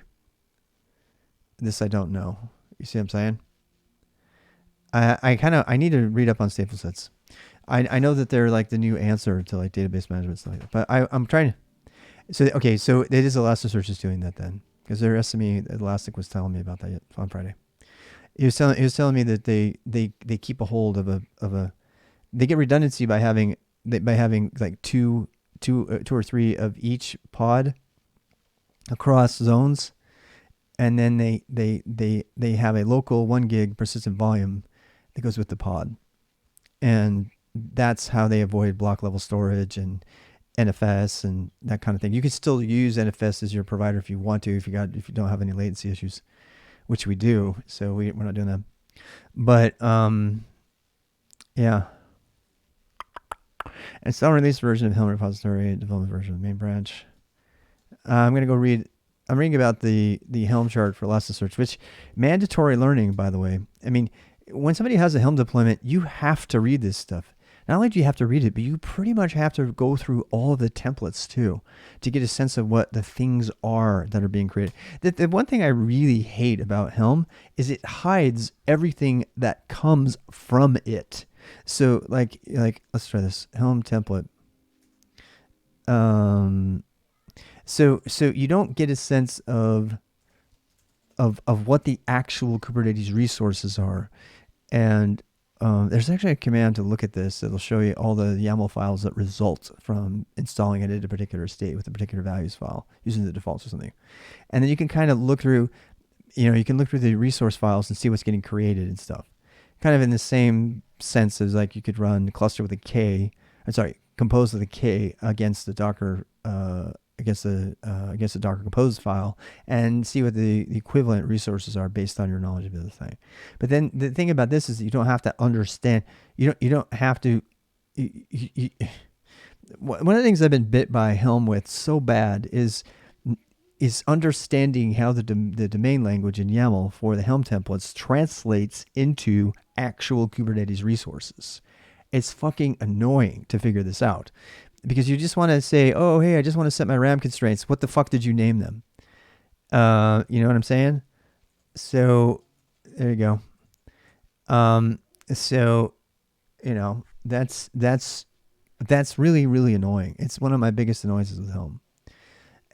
We don't need that level of indirection away from the stuff, And so sometimes I just want to say, just fuck Helm. I just want to know what you're going to end up making and what I have to change to make it turn out to be that way. Is there a dry run in Helm? No, I don't think so. There's a thing called template, which I'm playing with right now. Again, I'm a total Helm newbie, but I know enough to know I hate it. So Elasticsearch, I know I'm a bad person. You can sue me. What is it? Helm list.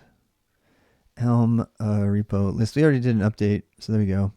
So Helm template elastic, and I think I can do that. Yes, you can. There we go. That's what I was looking for. Thank God I remember that. Merc for God, how's it going? I'm going to sing a dry run in Helm. I've never seen it in Helm. I think you might. I think it's because I want to get the original values of the YAML file without doing a curl command. That's another thing I really want to do because I really hate that. So, but this is something you can do. This is something that I relatively recently found out about. I'm glad I remembered it. Helm install, but not templates. Yeah, templates don't, but it installs you. So you can do Helm template elastic, and this will translate your current values file and everything into your YAML files. So I actually have YQ on here, which is shit. YQ needs to be fixed. I feel so bad for using it, but whatever. Yeah, there we go.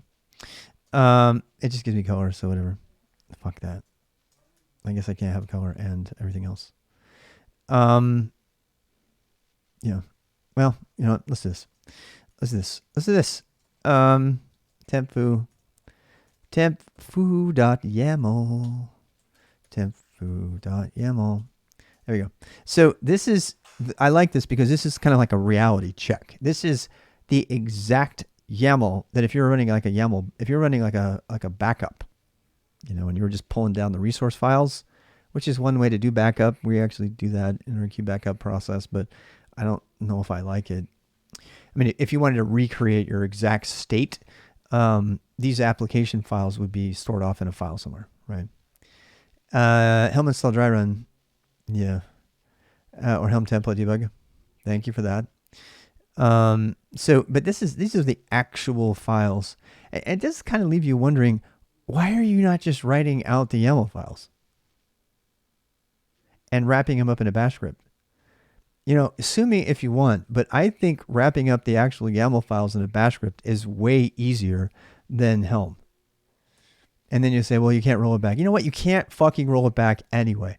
Namely, I will pay $50 to anybody who in production has used Helm rollback or rollout to revert back a level of Helm. Nobody does that.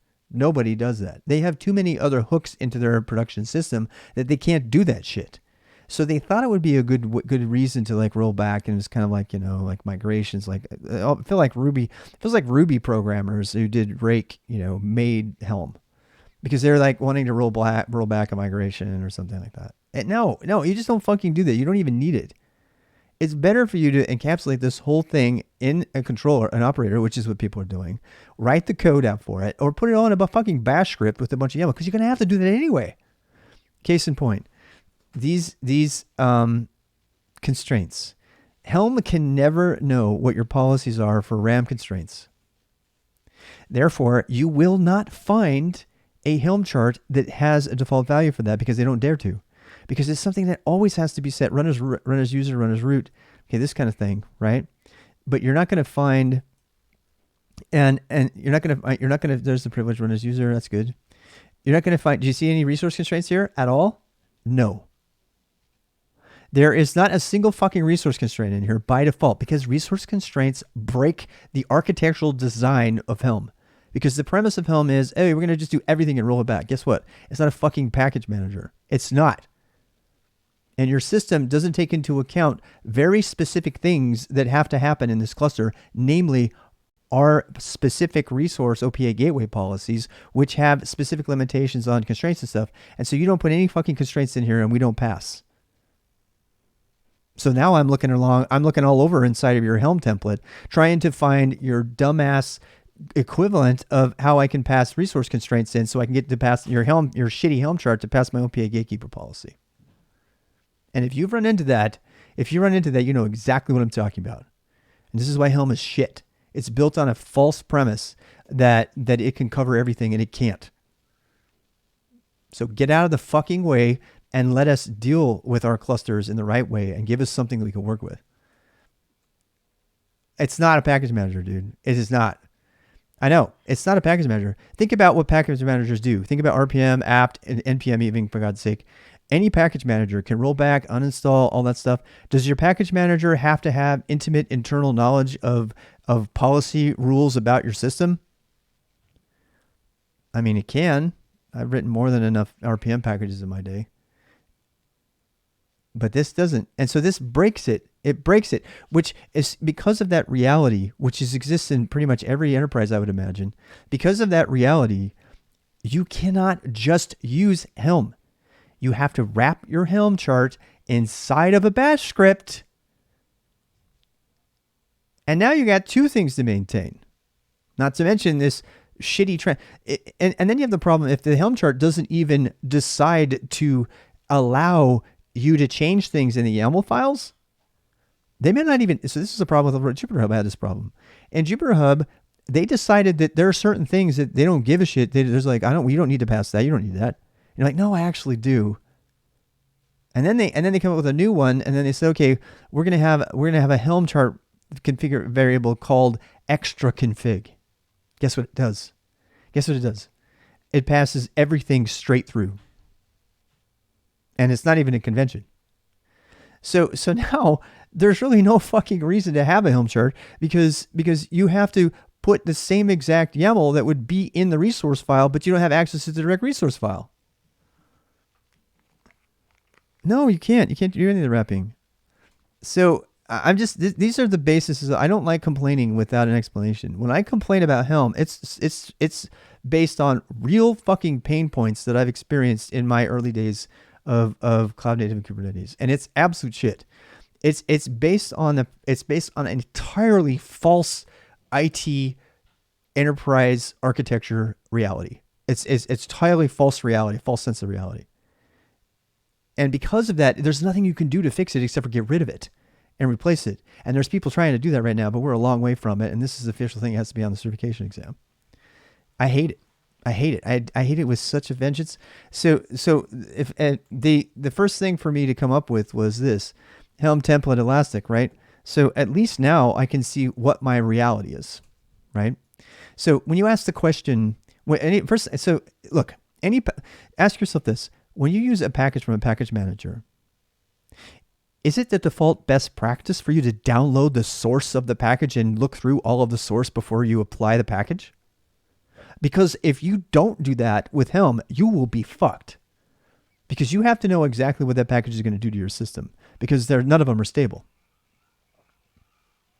And when we had Tiller, it was even worse because now you just open your whole entire cluster up to massive security flaws because Tiller. So you know, it's not a package manager. It's not even close. The package manager is supposed to be a black box application of and this is not it, because the thing they're trying to do doesn't work with a black box approach. It doesn't work. And so you have to have a more complicated thing. Strip it down and find out how it's working. That's what this is. So the best way to survive Helm so far is my beginner perspective on this. The best way to survive Helm is to look at the template values. So you can do this a couple of ways. One of them is, well, you fucking always have to git clone the chart and think, you kind of have to hope that they made the chart public. Some of them haven't made the source code public. They just made the shitty, repo, which is totally misnamed. It's not a repo. It's just a website that's got a bunch of YAML files in it. That is not a fucking repo. You just fucking confuse the hell out of everybody because you're a dumbass pick. Okay. This is not about any person. This is about a shitty project. So, have everyone share and let's solve. Yeah.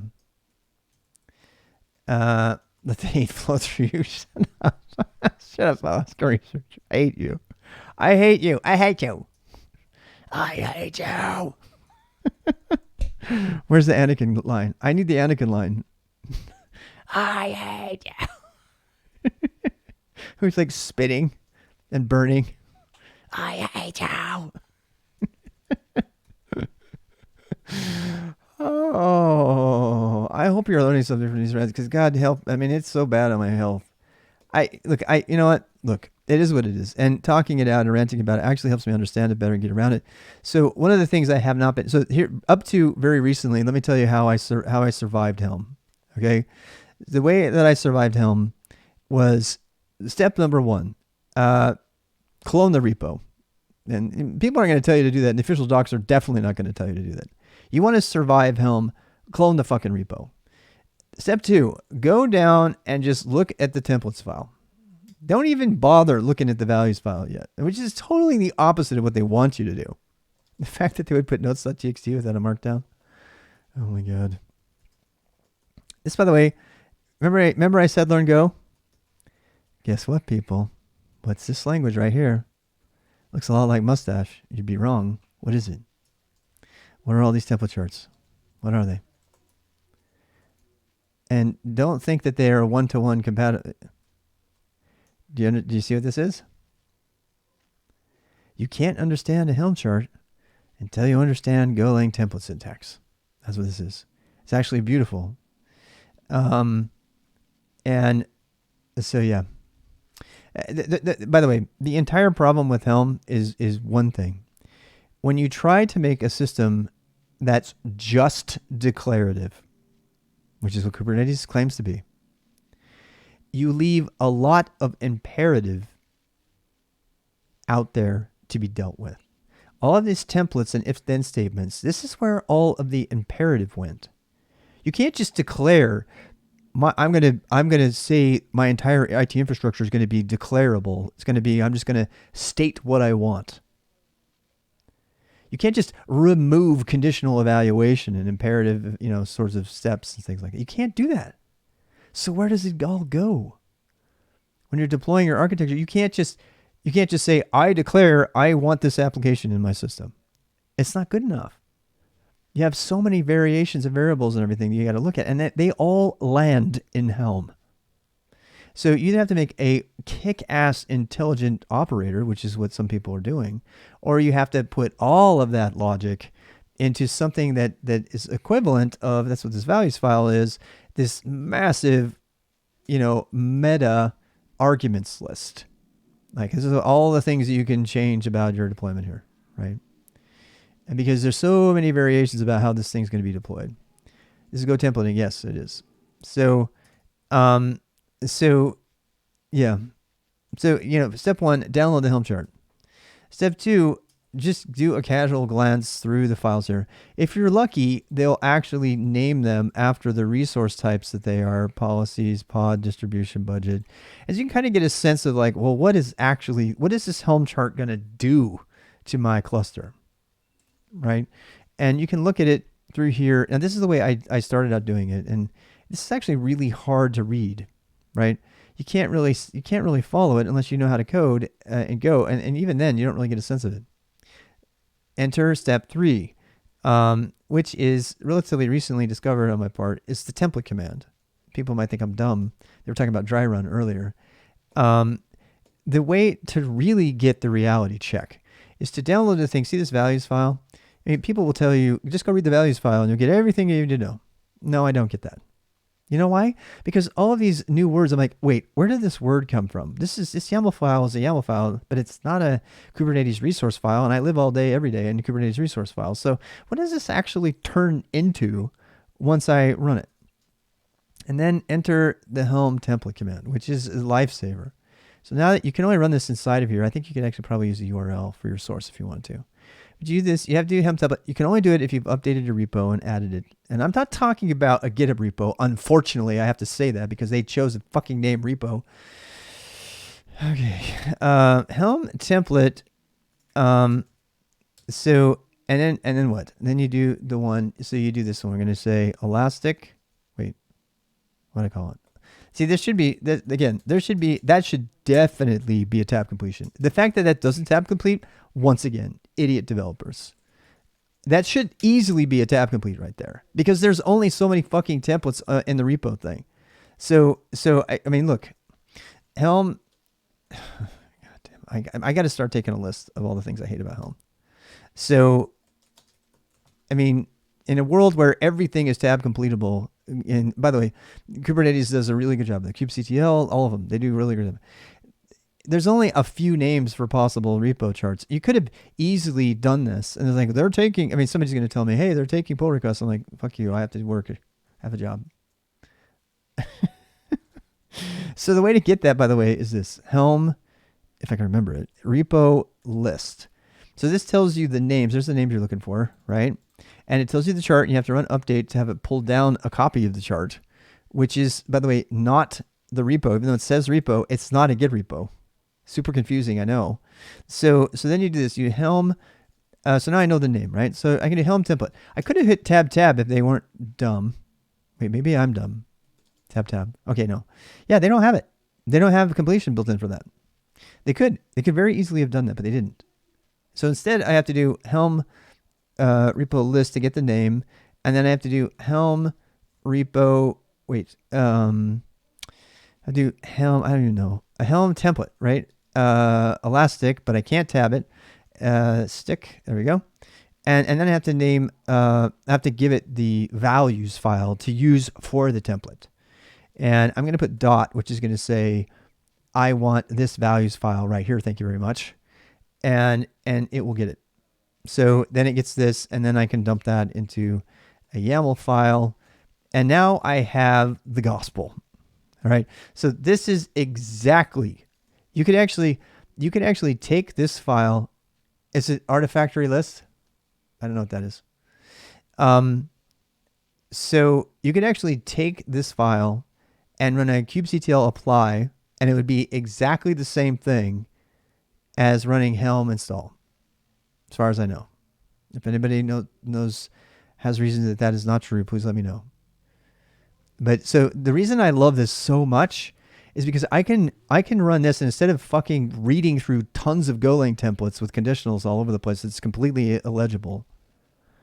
I can come in here and I can see, with the default value set, I can see exactly what this Helm chart is going to install into my cluster. Exactly. That's not my password. My God, why would they do that? It probably generated that password. I see Elasticsearch default password. Interesting. So now I can look at this and I know this makes me, this is like, oh, I feel happy. I feel calm now. Helm repo list. Sorry. Yeah, I think both are good. So the reason this makes me feel happy now is because now I feed her back on the ground because I know Kubernetes services. I spent fucking months, if not almost a year, understanding what a secret is and what all of these things are. These are things I know. I don't want to have to spend all the time learning your fucking template language. Just give me what your thing does to my system. So this is my approach to this, and you can take it or leave it, but First thing I do now is if I'm doing a Helm chart evaluation, I go do and I dump the Helm chart, just like I did with the template.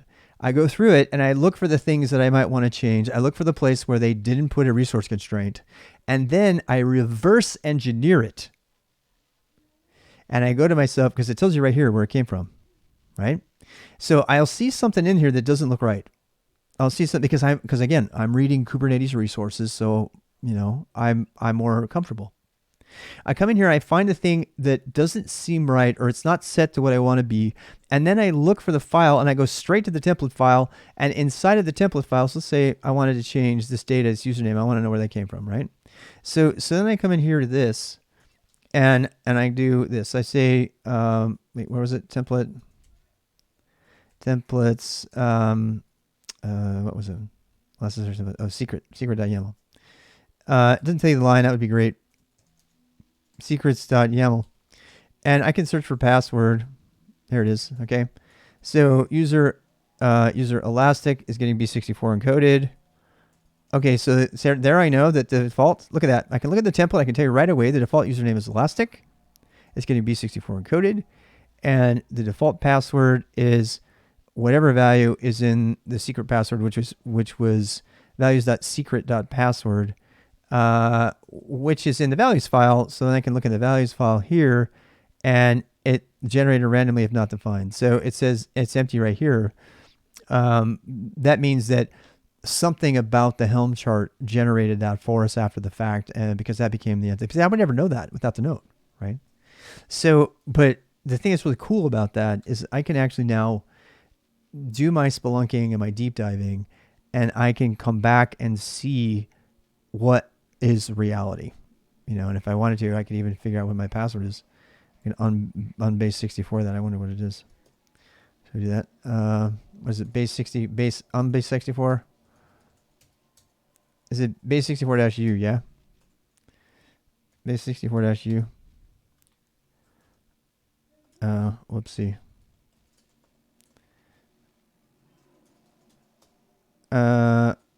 Wait, there's no U? D. There we go. So that's my password. All right. So, I mean, the point is that you can reverse engineer your Helm chart. And no, thank you for that. Yeah, it was -D. I got it wrong. So Helm, Elasticsearch, here's the chart. Cluster IP. So you can see that it makes a cluster IP. There's a service. I mean, this is really interesting. I mean, you could even go so far as to like draw it out and have it. That would be a really great tool. There's another $1 million idea for a software company. Make a company that creates a visual diagram of a Kubernetes application deployment from the default template output from a Helm chart. I'll pay money for that because I want to instantly look at the diagram and see the associations. And I mean, there's enough consistency in the architecture in Kubernetes that when you see a service, you can actually draw lines with the service and make a visual representation of the architecture. There's another idea. Go make that company. You'll make $1 kajillion. Because one of the hardest things to do here to get around a Helm chart is to visualize it, and you can't visualize it on your own without help. Pod distribution budget. Yeah, it could probably be done with NE4J. I know there's a million things you could do for this. It could totally be done. It's all YAML files. They all have associations. They have nodes. You could load balancing. Make a different icon for the thing. I'm telling you, make it. Go make it. Make money and let me know. I don't need the money. I just want I want to know that somebody did it, and I'll use it. And that is, I'm telling you, that by itself is a startup idea. Because I look at all this YAML I got, right? I got 300 pages of YAML, but I don't really know what the things are, right? I mean, I'm going to, right? Because I'm going to just search for kind the whole time. Kind pod distribution budget, secret. We got 2 secrets, a service, a stateful set. I mean, it wouldn't even be hard. It wouldn't even be hard because you have the names and everything. You could just make it an easy visualizer out of it. Somebody make that, right? And if you want to test it, you don't even have to use Helm charts. You just have to. I mean, it's pretty. So, by the way, so if you use customize with a K and you're using Docker Compose, if you're using Docker Compose and you convert it over to customize with a K and you put all those files in a single file, exact same thing. Visualize that shit. That needs some visualization help. So kind stateful set. I need to wrap it up here pretty soon, but this has been fun. This has been really helpful for me. I've had to get reminded of how to survive Helm. Ooh, shit. 30 gig? Is 30 gig for a volume claim? What the hell? How do they get off claiming 30 gig? See, I'm really glad I looked. I'm really glad I looked at that. All right, so they create a stateful set with 3 pod replicas that use the master label Elasticsearch. They have 3 because they're supposed to be distributed across zones, remember? And it doesn't say anything about zones here, though, which is interesting. That means it'll probably use the default zone spacing or whatever that thing is, which is good, because if we do this on Minikube, it should put them all on the individual hosts. And quite frankly, I can actually do apply right now. We should probably do that before we end to see what happens. That'd be kind of fun. You want to do that? Let's do it. So let's take this file I just made, and what profile am I on? Config get context. Okay, I'm good. So watch. We can just do this. We can just do. I don't even need a namespace for it. We can just do k apply -f temp foo. This is using all the defaults. There we go. Boom. So if you don't want to use Helm, but you want to use another thing too, another reason to do this is super important. And I don't know how to put this in the cast. What else can you do with the raw HTML file or the raw YAML files, people?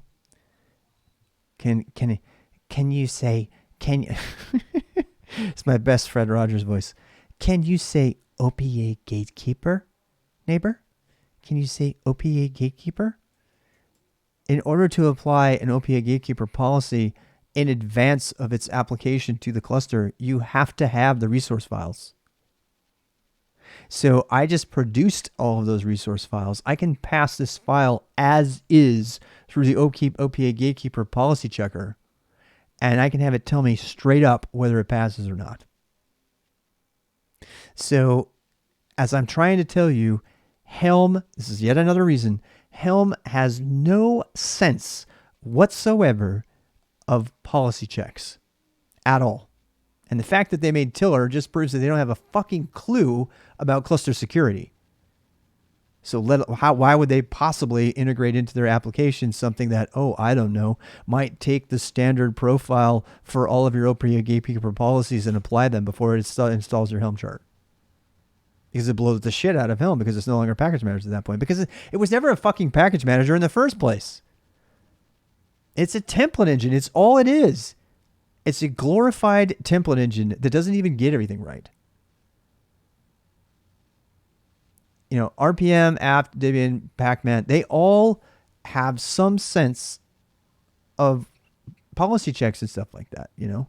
If not, I mean, but then again, they don't have to do a lot of that. But you definitely have to do that. You cannot, if you go get a Helm chart and you just install it in your cluster, you're a fucking moron. I'm sorry. If you're doing that in enterprise IT and you are not checking it against your current cluster security checks, such as run as root and RAM constraints and CPU constraints, if you are not checking it against those things, you should be fucking fired. And I'm a junior Kubernetes admin, and I know that. And yet people are doing it all the time. Why? Because Helm is building this false expectation that all you have to do is run the Helm chart and you're good. Now, you'll end up deploying something that won't pass the OPA policies. You'll end up deploying something that won't pass the OPA policies, and then it won't work. The users will go to use it and it'll fail. And they'll have all those policies will kick in and something like that. We don't have a lot, but those policies will kick in and they'll stop the thing from working. Now what do you do? Read it every time? You sometimes did it in your home lab and you read it every time. Because you didn't check it against policies, right? So what this beginner, me, and I am very much a beginner to all this stuff. And so this is actually kind of nice because I have got kind of beginner mind with relation to this. If you got the steps wrong, you have the steps of installing something into your cluster wrong. And this is the beginner Rob trying to figure this out, right? And thank God I had sort of a God Kubernetes person help and train me to get me going on this. The person who actually wrote our deploy chart scripts, which could use some work. It's gone now. I have to fix them. And I'm just so you know, I'm actually going to create an alternative to Helm eventually that might do this, or some sort of generic way to apply OPA gatekeeper policy to existing Helm charts and get rid of the hassle. And it'll probably involve something like what I just showed you, generating your template from the values file and then going from there. Cool shopping and no clue how good it is, but I've been working on a tool to make it easier for developers to create and visualize their Kubernetes infrastructure. Ooh, recently added the ability to import and view the output of a Helm chart. There you go. Allowing for better understanding of Kubernetes environment runtime. Absolutely. Lucenti's on it. He's got another link. I'll put this in the I'll put this in the show notes. I hate using that word, but whatever. So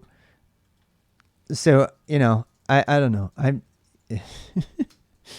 so I mean, you know, I kind of went off, but as usual. But this is the point I'm trying to make.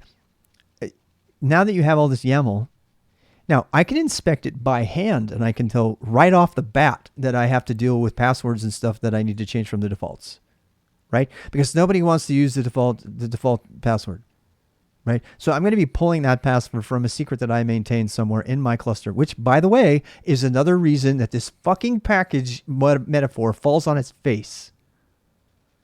Because now you just automatically generate a password for me. Awesome. Now how do I know about it? Where do I keep it? And how do I add it to the rest of my secrets that I maintain? The Helm chart and the application developer has no idea how I manage secrets in my world. And yet they've made some sort of stupid ass assumption about how it's going to get deployed. So I have to go in and modify the Helm template, which forks me all the way out of compliance with like the whole point of Helm in the first place. Or I have to like figure out if they have it, or I have to submit a fucking pull request to have them update their Helm chart so I can set it so according to my infrastructure. And that is the bane of my existence and every other person's existence who's running an enterprise, because these Helm charts, just install the Helm chart, it'll be fine. And it never is. It always has all of this other hand-holding, which either forks you from the Helm chart, minimally forces you to keep a copy of the one you used, but a lot of times you're in there changing the fucking template. And at that point, you're like, why didn't I just write a shell script for this? As soon as you're changing the template, you have blown out every reason for picking Helm at all. You're out of bounds. And at that point, honestly, seriously, I've even considered taking some Helm charts, dumping their YAML files, and building my own installer based on these YAML files that's in Bash or some shit.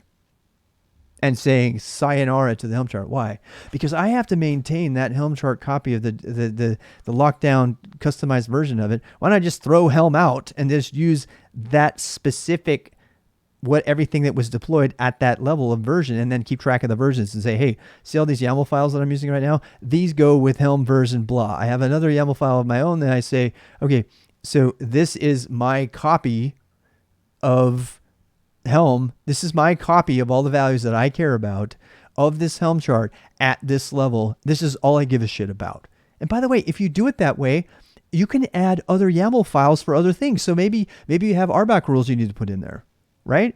So you just take the Helm chart and you politely take out all the good parts and discard the whole fucking thing.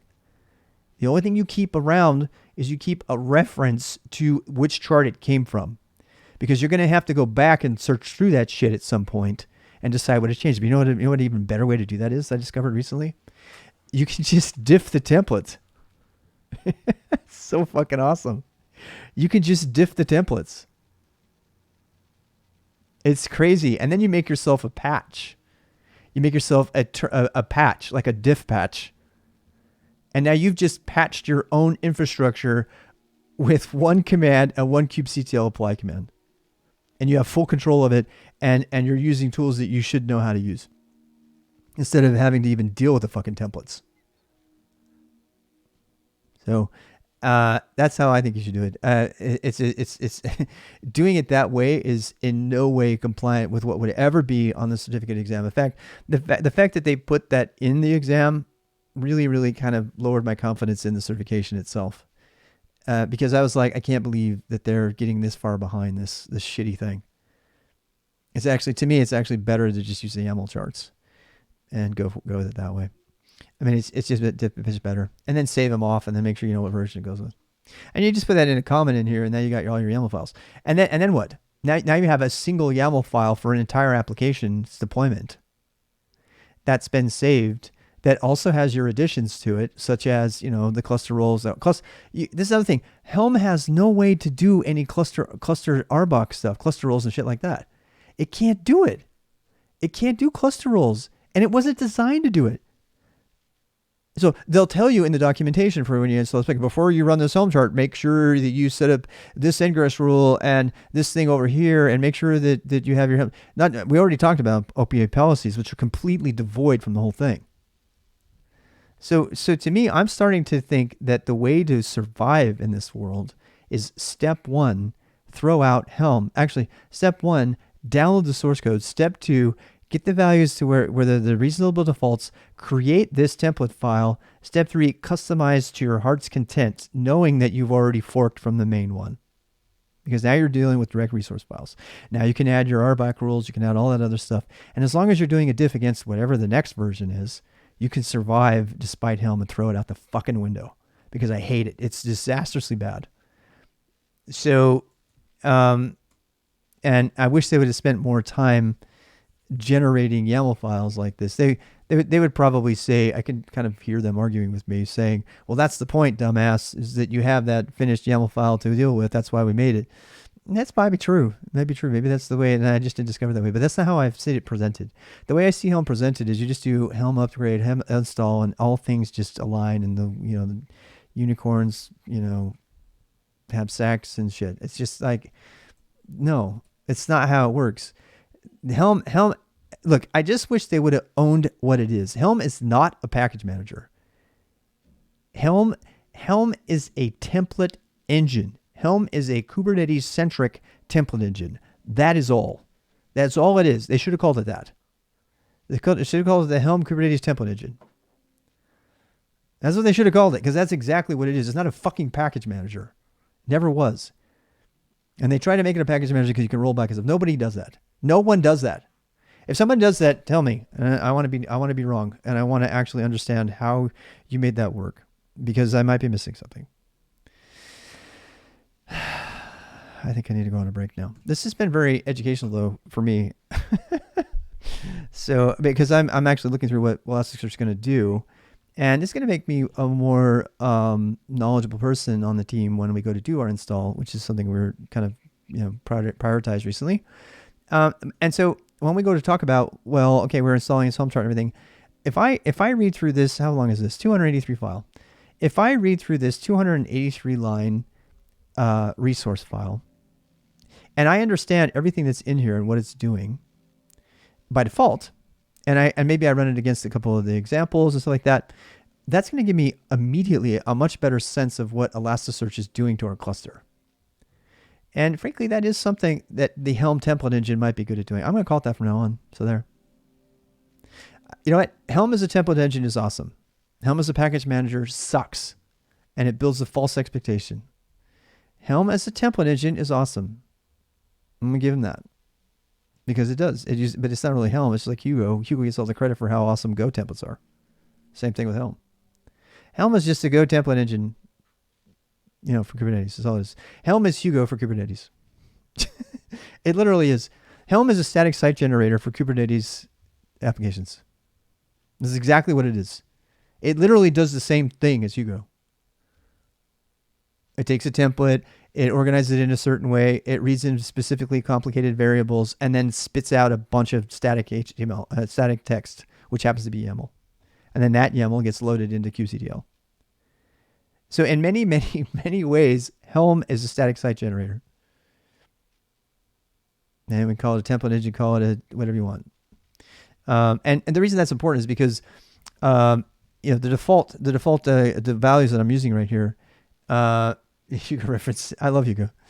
Yeah, I mean, Hugo's got problems. It's not data centric. I made a huge thing about that. It's still one of my GitHub popular repos, but at one point I really was hating on Hugo because it didn't. It was too blog centric, but it's come a long way.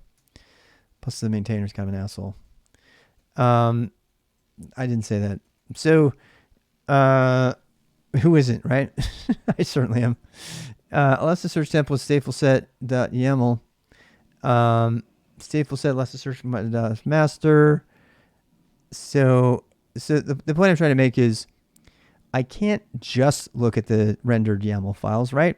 Because there's so many different variations of possible YAML files that I could have. And that's where Helm shines. Helm is there to produce lots and lots of variety, an infinite amount of variety with regard to the base template. But that's not enough. You still have to change the template. You have to add stuff to it. But if you approach it as a template, if you approach it as a template engine and not as a package manager, you will go a long way. I need to make a whole video and blog about that. That's kind of a discovery for me. That's really what it is. Helm is just a kick-ass template engine. That's what it is. It's a kick-ass configuration template engine. That's it. Framework, whatever you want to call it. And it's good at that. It's good at rendering different views of a thing based on changing a bunch of variables, which is again almost identical in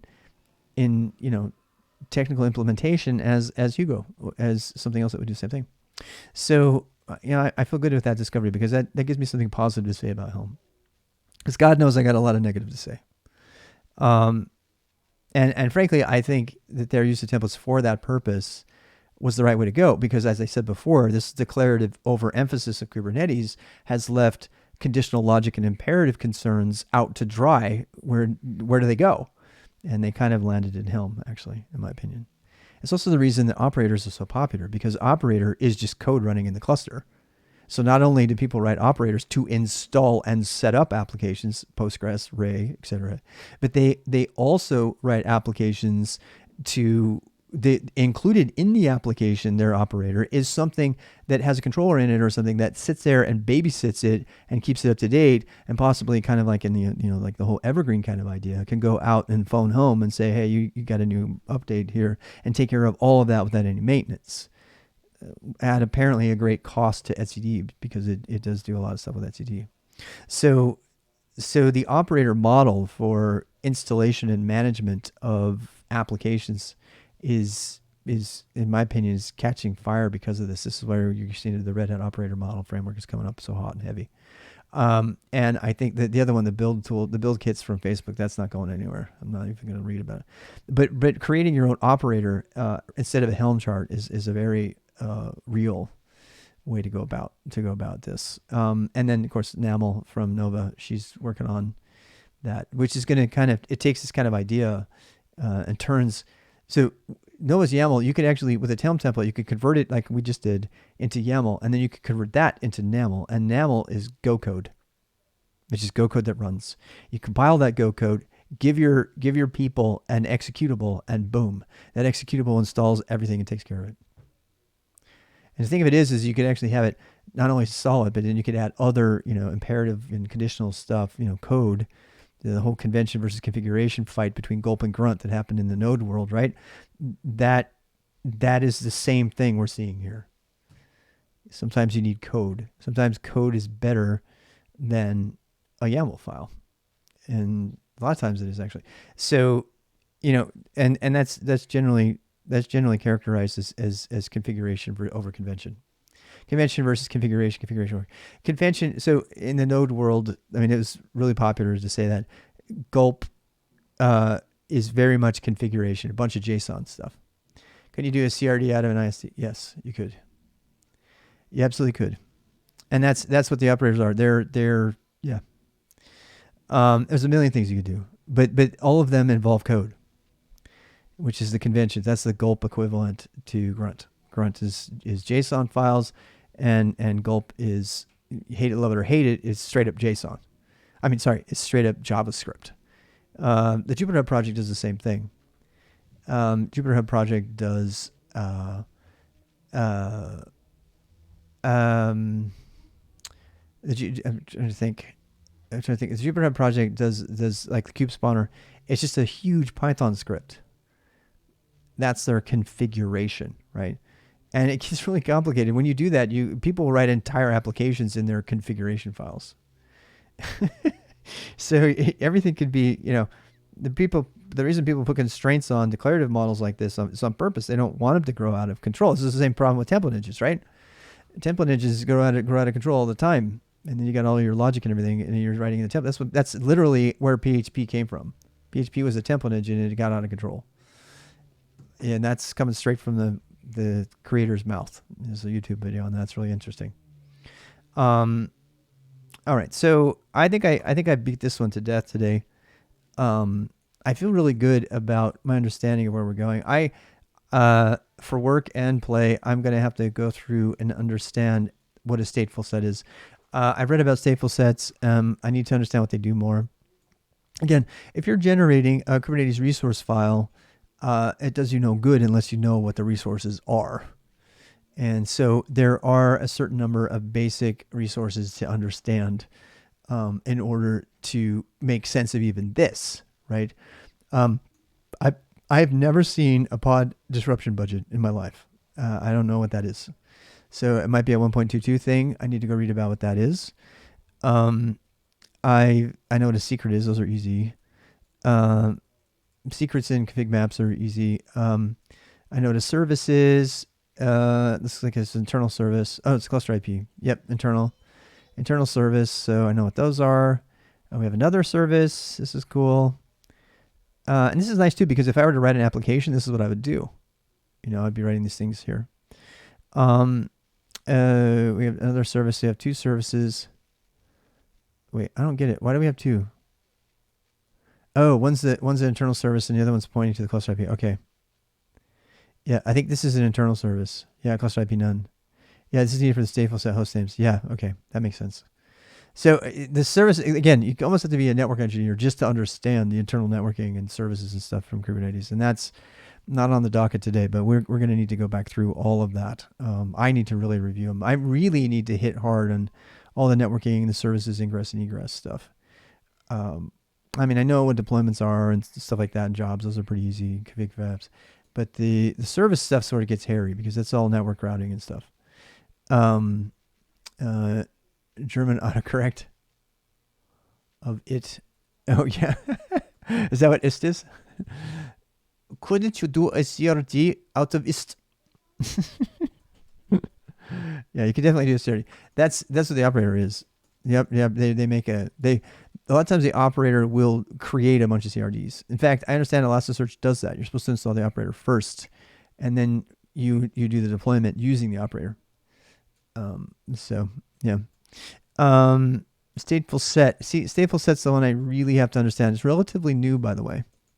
So yeah, it's 30 gig. I want to know how many replicas. If that's 3 replicas at 30 gig, I'm gonna be burning up disk like crazy. If I actually deploy this like this to my Minikube, I'll run out of disk space because I don't think I have that much left. This is why I wanted to look. So, because it's gonna pull it off if I'm doing the container stuff, it's gonna pull it off my host disk. So, yeah. Oops. Is that right? I can't remember which one it is. There we go. So yeah. Oh, let's see that. If I did 3 replicas at 30 gig, I'm really glad I looked at this because that would make my computer unhappy. So I'm really glad I looked. Because it's 3 replicas, that would be 3 replicas at 30 each. Because it's gonna, yeah, I don't, it says request storage, right? What I don't know is where it gets it from. I wonder if it creates a persistent volume. See, this is me not knowing stateful sets. I have a feeling that stateful sets create PV for you. I think that's what they do, but I don't know. I kind of want to understand it before I end tonight. I know this has been really long, but I want to know where that 30 gig comes from. So Kubernetes stateful sets. Stateful sets. Stateful sets are popping up all over the place because they're adding turnkey persistence to Kubernetes applications, and persistence has been the biggest fucking headache for Kubernetes, period. Depends on your storage class. That's what I was going to say. If your overall storage class, right? I'm probably going to use. So it does pull down your storage class though, huh? Your default. Oh, it's a cluster storage class, or I mean, you can switch up your storage classes, right? Per node, I think, can't you? No, you can't. What am I talking about? Nodes. Was it host local, host local, or whatever? That's one of the storage classes, right? Yeah. The volume claim is requesting the space, as far as I remember from one time here. You know, here, let me. Well, actually, I already deployed this, and I already chewed up all that space. So let's actually go see. We already did it. Remember when we did the application of it? They're running, but they're crashing. Look at them. Yeah, my pods are not. Wait, they're running, but they're not. What the fuck? Huh. I want to see here. Okay, let me try this. Get all. Yeah, let's look at everything this made. This is everything it made. So, we got a crash loop. Yep. That means I configured something wrong. I don't know what. So, that's not good. Cluster IPs are set 443 services. Stateful set unless master 24 minutes. Okay. What else we got? That's it? That's all I made? I have a feeling the crash loop is because you can't get this space. But I don't know. Volume claim is requesting the space as far as, yeah. It makes a PVC which requests PV. So that's right, because it's not in the state. Yeah, to get PV stuff, that's like outside of the scope of a namespace, which is another reason it makes those Helm charts so hard to do. There it is. There's the 330 gigs. Reclaim and delete. And there's the PVCs that have got them, and it tells you the pod that has it. Yeah. So that must be the stateful set. So the stateful set, yeah, let me see. Get stateful set storage classes. Ooh, I want to see that. What do I have? Standard? Host path, yeah. Host path uses local storage on the computer, which now that I understand it better, I am so happy because I don't have to throw away all those terabyte hard drives on my minis and stuff. Because you can use host path storage, and as long as you do your application properly, like Elasticsearch does, you can have two different pods on two different machines, and they can use this local storage there with a storage class, with a host path, and then it'll just, and then when you need a new one, it can just reuse. It can remount the storage. It just means that when that happens though, you can't migrate that pod to another system easily because it would have to do another PV. Actually, no. Maluba, host path storage doesn't have to be on the same pod, does it? Yeah, it does. It does. What am I talking about? Absolutely does. It absolutely does. Or it's a remote path. No, you can't do it. Never mind. You can't do remote. Okay, I'm confused. So let's say you want to migrate one of your pods for redundancy to another machine. You have to move the PV as well, because it now needs that PV. But I wonder if it does it automatically. That would take forever because it would have to migrate the PV. It would have to copy that 30 gigabyte to the other node. I have a feeling that kind of stuff is done automatically if you're using a stateful set. This is something I want to experiment with. I want to just create a stateful set using host path storage class, and then I want to do it on another system, and I want to say, okay, I want you to go over here. And I'll change, I don't know how to do that. Maybe change the node affinity road or the selector or something. And I say, look, you have to only be running over here on this other guy. Yeah, I've read that one a lot. The volume stuff, thank you for the reference. Yeah, I know about that one. iSCSI volumes created by NetApp. I think it was, but I barely remember. Well, you can do that too. I mean, so network attached storage is a totally different storage class. And this is where I might use Ceph or something, right? So CEPH, Ceph is the thing that takes all your hard drives, combines them together, and makes them into a network attached storage. But I also want to try using host path local storage and then doing a different architecture for my applications using a stateful set. But I don't want to do that unless I know that I can go from one host to the other. In fact, I'm questioning why this is 30 gig. Our SME said to keep it at 1 gig. because that way you can migrate and replicate your Elasticsearch masters more easily. Because from what I understand, this is what I have to test. If you move a stateful set to another node through policy changes or whatever, or draining. See, the thing is, if you drain a stateful set, does that actually transfer the PV to something else? I have a feeling it does. I don't know this. I need to test this. I really want to test what happens when you drain a node that's got a PV on it. Does anybody know? So to people who don't know what that is, draining a node is when you're getting ready to take a computer offline, or it has a problem or something, and it's the nice way to get rid of it. You get about old NAS. You absolutely can believe it. But most people who do this stuff use NFS. But I actually am really curious to see what happens if you don't use NFS, because there's latency issues and stuff related to that. You know what I mean? So, and some of those latency issues that are related to that are a big deal. I know that because we have GPFS problems all the time. Bad ARP tables, because they get fucked up by Kubernetes, or we have latency. And I mean, some systems are way more sensitive to network latency. Sometimes I'm absolutely amazed at some of the database-like applications that are working in Kubernetes based on the need in the past to have just like really wicked fast block storage rights and stuff, which is why I want to consider. From what I understand, the reason that Minikube uses storage class of host path, I mean, not just Minikube, but Elasticsearch does, because the Elasticsearch pods, the masters, they have to write as fast as possible to disk. And you can overcome that, and you can say, put it, and the SME told us this. You mean, but you know, I want to know what the implications are of increasing or decreasing the size. Mostly, I want to know if all this awesome orchestration that's happening is going to migrate my PV for me if I drain a node. And I don't know that. And I can't know that. There's no way for me to know that because I have to have hardware for this. Yet again, I am hitting a blocker to my learning that is based on not having hardware.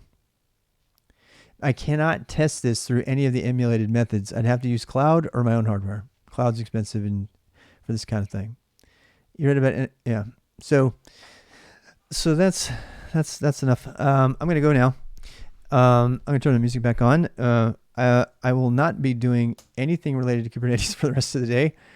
I don't know what I'll be doing. I might be talking. I might be playing a game. I might be cleaning my room. Who knows? Might be just sitting by the campfire. There'll be music involved probably. Just so you know, that's it. If you're watching from YouTube, thank you very much for being patient. If you have any insights that I've missed, please feel free to put them in the comments. And check in with us at any time. I'm gonna go ahead and try to keep notes of where I am. I kind of got going there without writing anything. So I'll tell evaluate the Helm template.